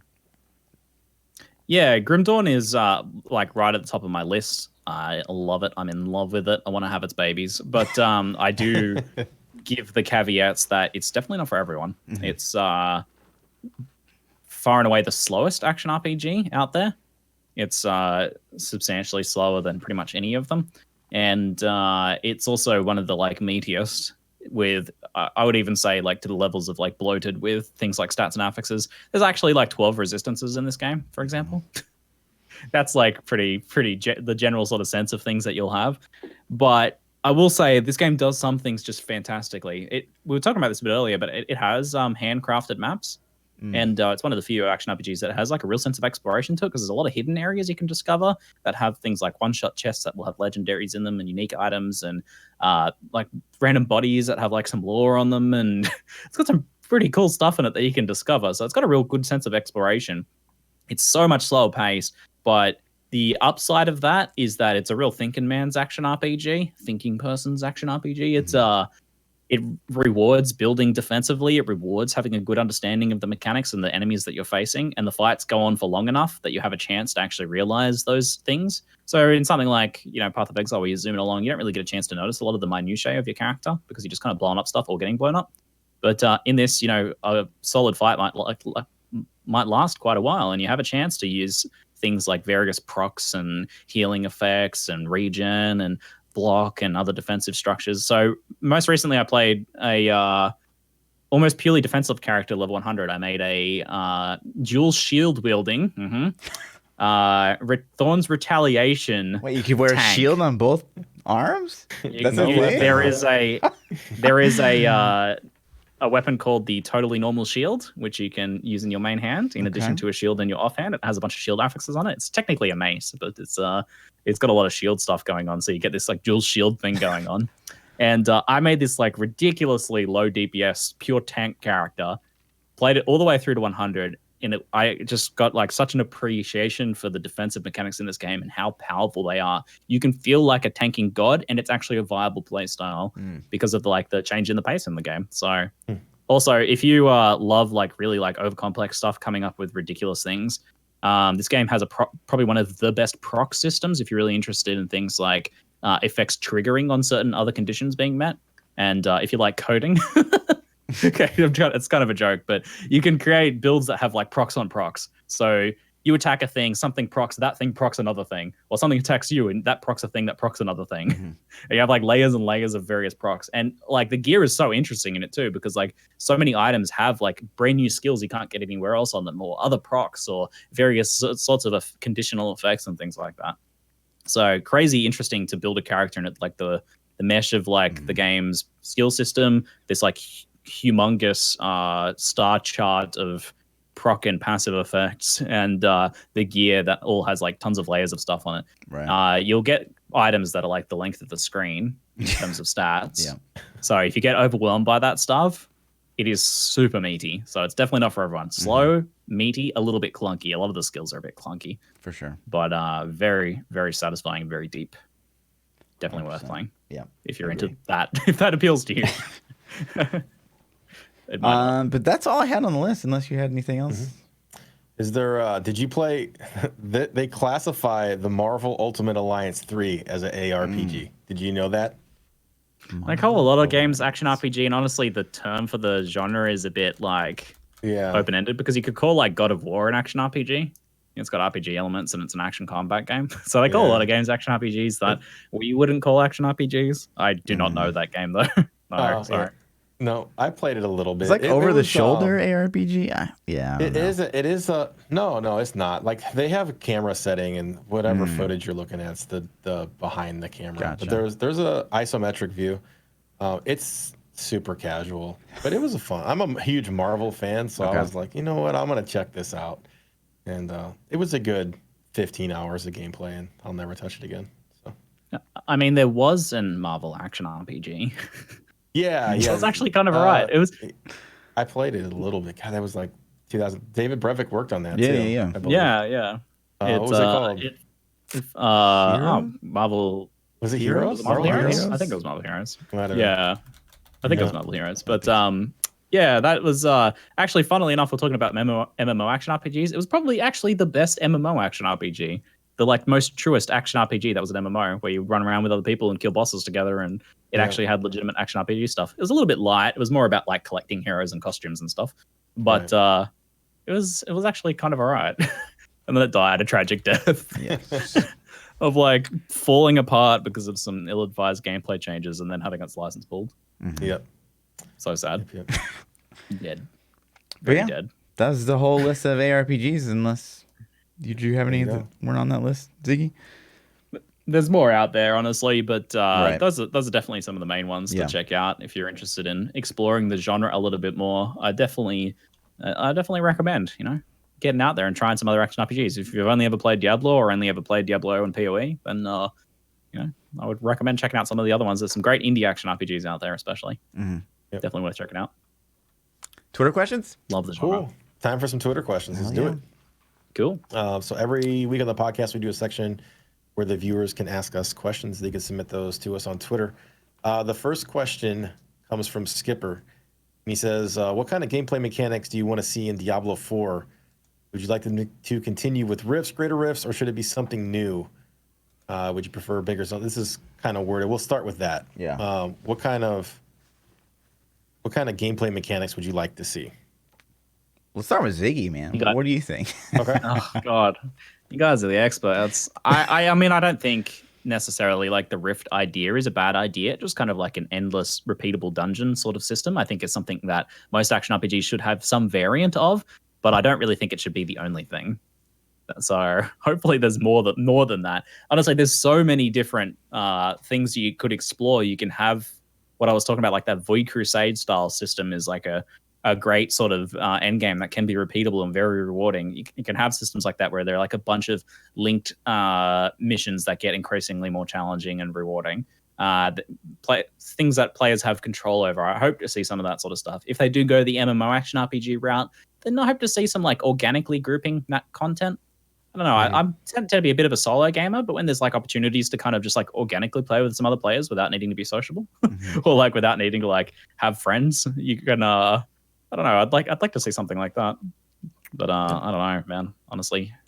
Yeah, to kind of touch on that, some of the things we've said time and time again is I think that the Rift, Greater Rift, is a decent base game, and if they would have just keep adding to that, it would have been like we'd be in a way different boat. Like say, we got Abyss, and then we got Incursion and stuff like that built on top of a Rift, Greater Rift system. Like we'd be in a whole different boat right now, but that's all we got. So I think it's a great base game. I wouldn't necessarily mind seeing that in the next Diablo, but like they would have to mix it up so it doesn't just feel like a straight copy paste kind of situation.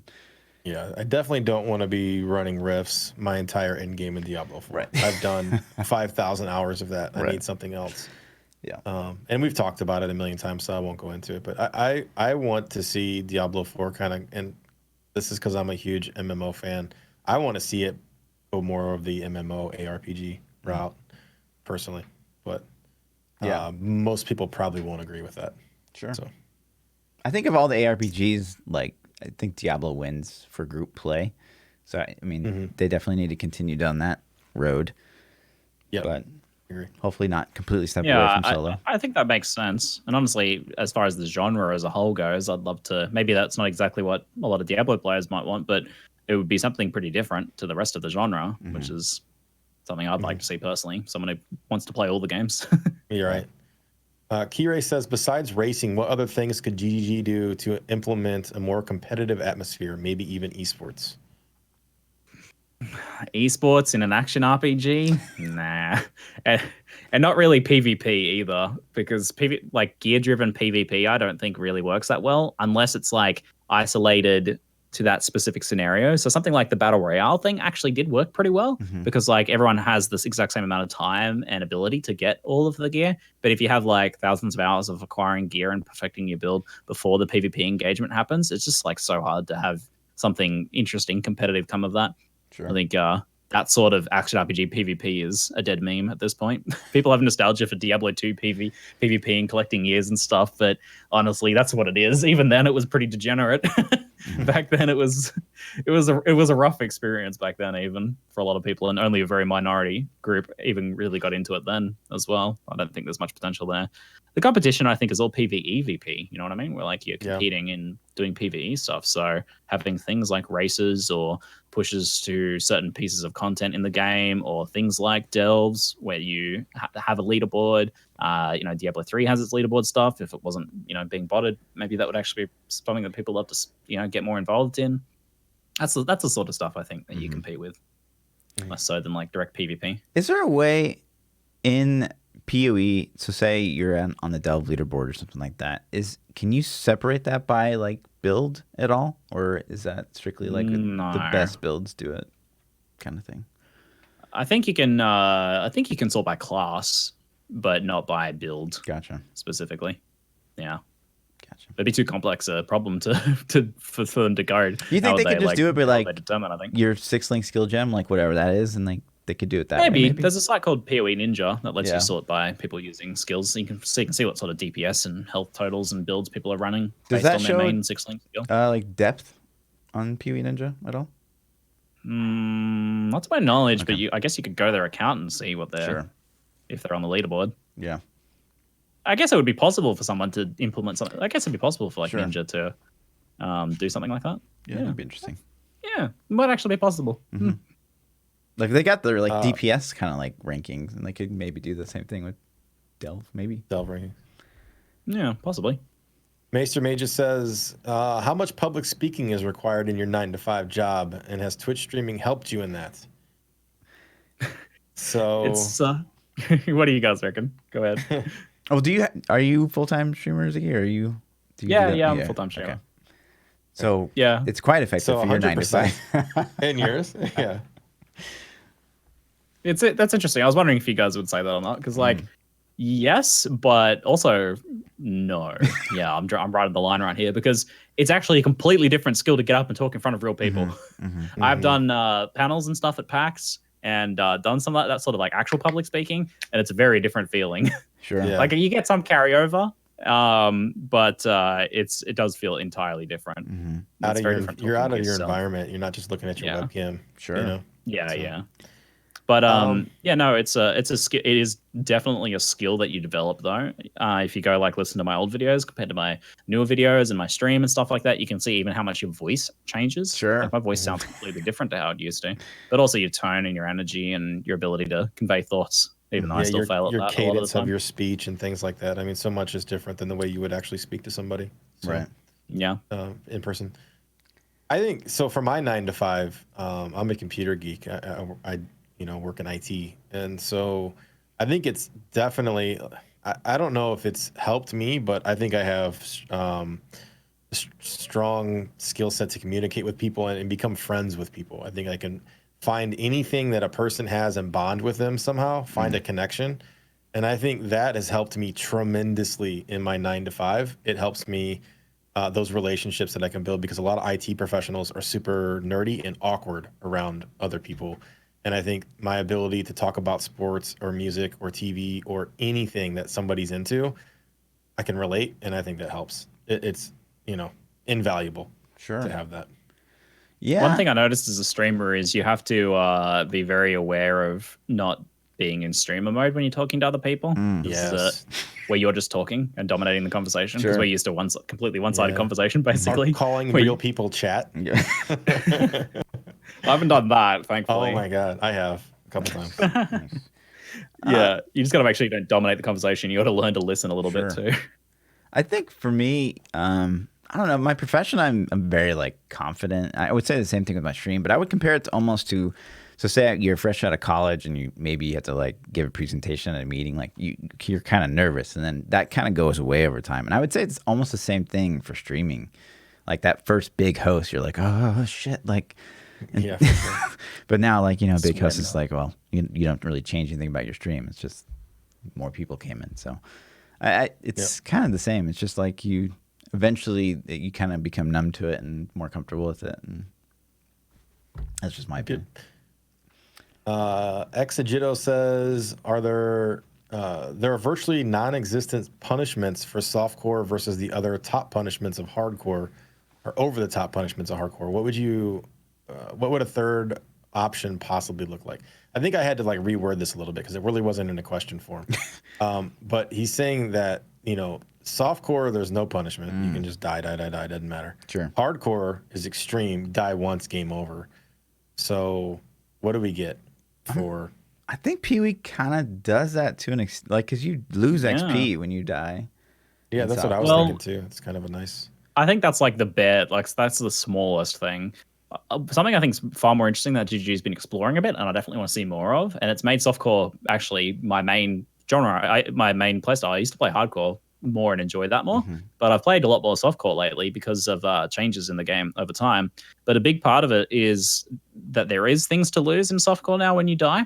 So, for example, if you're doing something like a delve, dying costs you something, right? Like you've invested something into that run. I think the balancing point where you can make softcore interesting. You can have things at risk where you're like, I invested a lot in doing this thing, and if I do it well, then I'll get a return. Sure. But if I die or do it poorly, I won't get a return, or I won't get a very good return. I'll lose something, not just like 10% XP or whatever. That's whoever. Like that gets harsh at the high levels, but the losing actual things like investment, I think, is where it starts to get interesting. Where and maybe it's time too. like lab, time. Like when I died at the lab boss twice in a row for my third lab.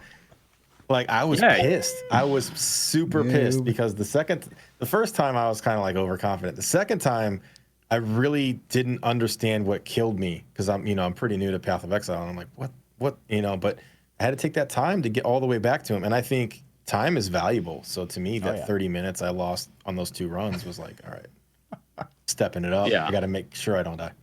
Yeah, that's what gives you medium core. That's where you you get that sense that you're like, I don't want to die here. Even though I'm playing softcore, like I'll still be able to keep playing my character. I'm not going to lose potentially hundreds of hours, but there's something at risk here, so I really don't want to die.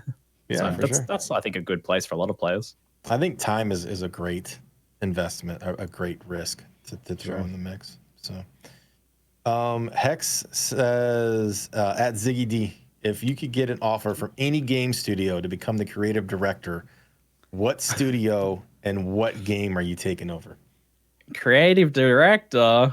Oh man, I don't know if I have the skill set for that. I don't know if I feel like that requires being creative, right?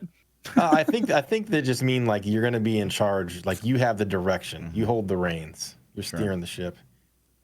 Well, it's already in your Twitter tag. I wouldn't want to take over Path of Exile. Okay. Yeah, I don't think I'd want to take over like Path of Exile or something. I think they do a pretty good job of that. That would be too much pressure for me. I think I'd want it to be my own game. Come up with some sort of ZiggyD style action RPG, or maybe another type of genre that blends in some action RPG elements.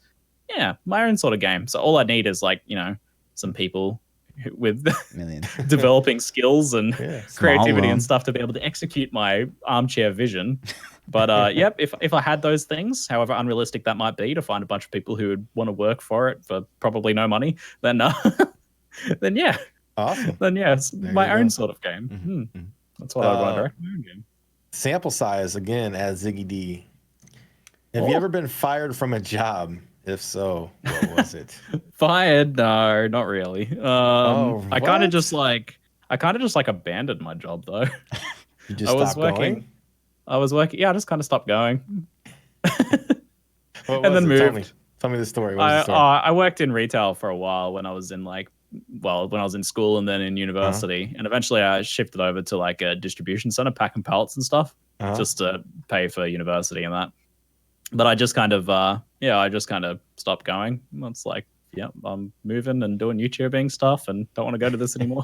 I never officially quit.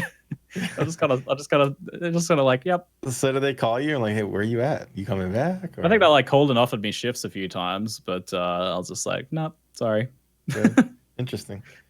Yeah, I was actually part-time at one point, so it wasn't just like kind of walking away from casually. It was just kind of like, yeah, I'm probably not going to come back in. Awesome. P, have you ever been fired? I never officially. Yeah, Amy's like, what? My partner in chat's like, what? Have I been fired? I never officially quit. I got a whole bunch of getting fired stories, man. Give us one. All right. So who'd you sexually harass? I was like, no. When I was like 16, I worked at this resort, and that was like a big golf resort, and I used to weed eat and cut grass there. And I got my friend hired on too.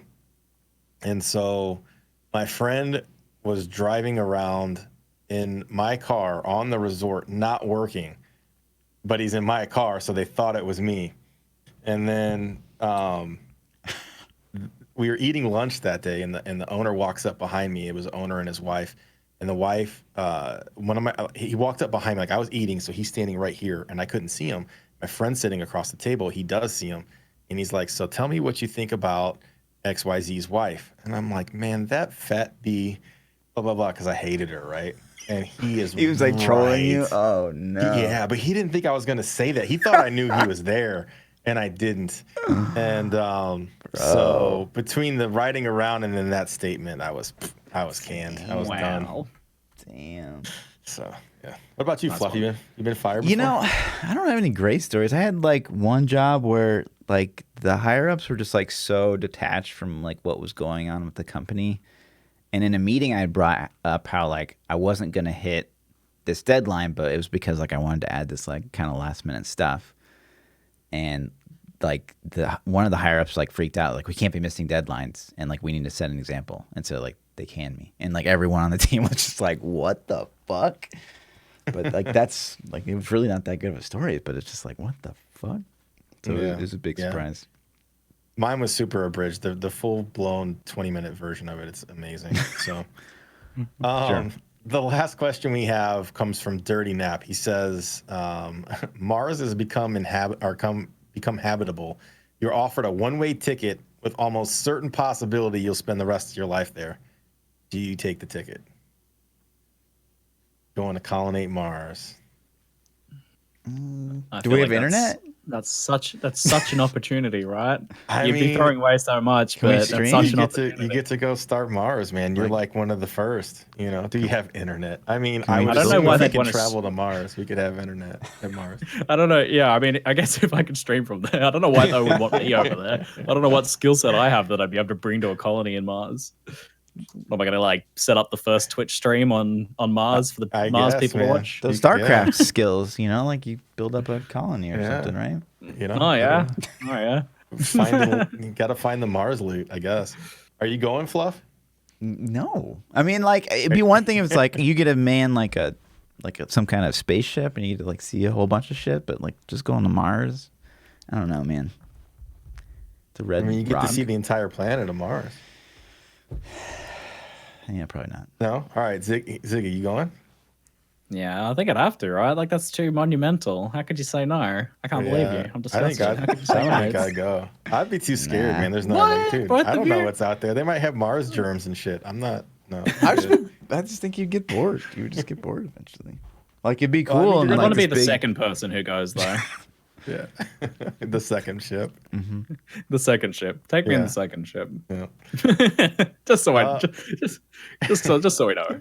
Can we get a report back that those guys are still alive and everything's good? Yeah. That's it. That's all the questions we had this week. So easy peasy. Right on, dude. ZiggyD, thanks for coming and hanging out with us today. Tell everybody where they can find you at if they don't already know. Yep, I'm ZiggyD live on Twitch TV. I stream almost every single day, starting usually around this time or about an hour before. So if this is a good time for you to watch streams, then I'm usually on. Play all the action RPGs. I'm also on YouTube. If you just search ZiggyD on YouTube, I'll come up. Technically, I'm ZiggyD StarCraft, but whatever. And I make a variety of action RPG gaming content. I'll be playing tons of Path of Exile Blight, tons of Borderlands 3, any other action RPGs when I can. Playing some Star Sector at the moment. It's been an absolute blast. Probably do some of that later. And I'm also on Twitter as well. I'm also ZiggyD StarCraft on Twitter. That's sweet, man. So, you know, one of the things I always want to ask you about is like it's so cool that like you get to do these kind of like almost insights from like GGG. Like, how did that even come to be? Like, because we at Blizzard, they don't talk to us. Yeah. So I live in Australia, which is not too far from New Zealand. Also, it's pretty easy to travel there because our visa just works there. There's like no extra issue. Mm-hmm. So basically, we were just like, me and Amy, my partner, were just like, if we fly ourselves there and organize our own accommodation, could we come in and maybe like interview you guys and make some videos about the upcoming thing? We'll sign an NDA if we need to, et cetera, et cetera. So we're like you're like the first people to ever do offer and something like that, and they're like, yeah, okay, we'll have to have you sign an NDA and stuff, but we'll see how it goes. Like, you know, they're a little bit nervous because this is potential. Like, I could have gone there and like leaked all the shit, like put a thumb drive in and corrupted all their stuff, and it was a big risk, obviously, for them. But you know, I made it as easy as possible for them. I said, I'll handle everything. I'll just come in and make videos, and you guys basically just have to like, you know, give me permission to come in and give me access to some people to talk to and some things to look at. So I just made it really easy, and we did that. And by virtue of doing that and then not leaking anything and not like corrupting them and uploading viruses and, you know, stealing secrets and stuff, you know, build up some trust. So awesome.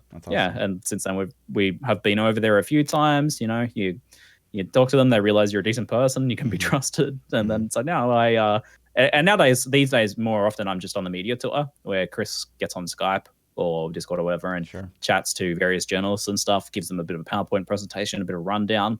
And yeah, I get the sense that he likes including me in the media tour because I actually know what questions to ask, whereas a lot of the media journalists are like, what's a map? So right. It's good. I get to ask some questions he doesn't expect. No, that's amazing. Which is it's good. And then whenever we can, we'll go over to New Zealand and spend some time over there. It's pretty enjoyable. Oh yeah, I bet. Maybe so nice. You have New Zealand in your backyard, like we have like Mexico. Yeah. It's So to answer the question, it's basically just taking initiative. Sure. Taking initiative. That's how things happen.